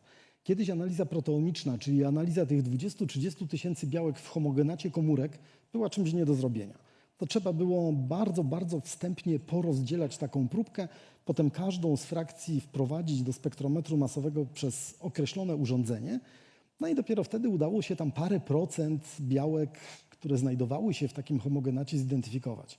Obecnie to wygląda tak, że identyfikujemy 70, 80, czasem więcej procent białek, które tam znajdujemy. A jeżeli przefrakcjonujemy sobie to jeszcze w określony sposób, ze znacznie lepszymi parametrami frakcjonowania, to jesteśmy w stanie oscylować gdzieś tam niedaleko 100% tego, co widzimy w komórkach. Co więcej, czasem potrafimy zrobić analizę z jednej komórki i tam też 60-70% białek z jednej komórki jesteśmy w stanie wykryć. To jest coś zupełnie nieprawdopodobnego, no ale chcielibyśmy więcej oczywiście, czyli chcielibyśmy wziąć taką jedną komórkę nowotworową, jedną komórkę fizjologiczną i po 20 minutach uzyskać wynik. Do tego nam jeszcze dość sporo brakuje. Podobnie techniki imagingowe. One są bardzo fajne, tylko wciąż nie mamy takiego dobrego, bardzo szybkiego oprogramowania do tego, żeby opracowywać ilość danych, która z technik imagingowych się pojawia. Więc tutaj też upatruję pewnych kwestii do udoskonalenia, czyli software, który będzie szybszy, bardziej wydajny, konsumujący mniej pamięci procesorów.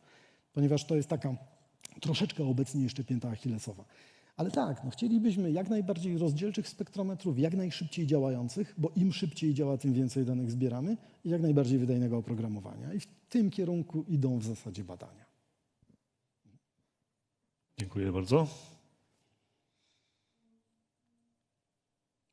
Nie widzę więcej pytań. Jeszcze raz bardzo dziękuję panie profesorze za ciekawy wykład. To wszystko. Szanowni Państwo, to wszystko, co dzisiaj dla Państwa przygotowaliśmy w skali nano. Czy skala nano podbija świat? Myślę, że odpowiedź jest jednoznaczna. A już teraz chciałbym Państwa zaprosić na kolejne nasze spotkanie 16 maja. Mieliśmy cykl spotkań takich bardzo technologicznych, technicznych, a teraz takie troszeczkę inny będzie miało charakter, inna będzie tematyka spotkania naszego następnego, a mianowicie kryzys demokracji. Jak bardzo polaryzacja polityczna wpływa na informacje o stanie gospodarki, jak bardzo fakt, że jedna frakcja polityczna jest w koalicji, inna jest w opozycji i różny jest przekaz poszczególnych frakcji, jak bardzo jest to dla nas mylące z punktu widzenia naszej oceny sytuacji gospodarczej. A drugi wątek, który będzie poruszany, będzie dotyczył mediów społecznościowych. Jak bardzo jesteśmy dezinformowani przez media społecznościowe i jak możemy się bronić przed tą dezinformacją. To wszystko. Zapraszam na następne spotkanie. Dobranoc.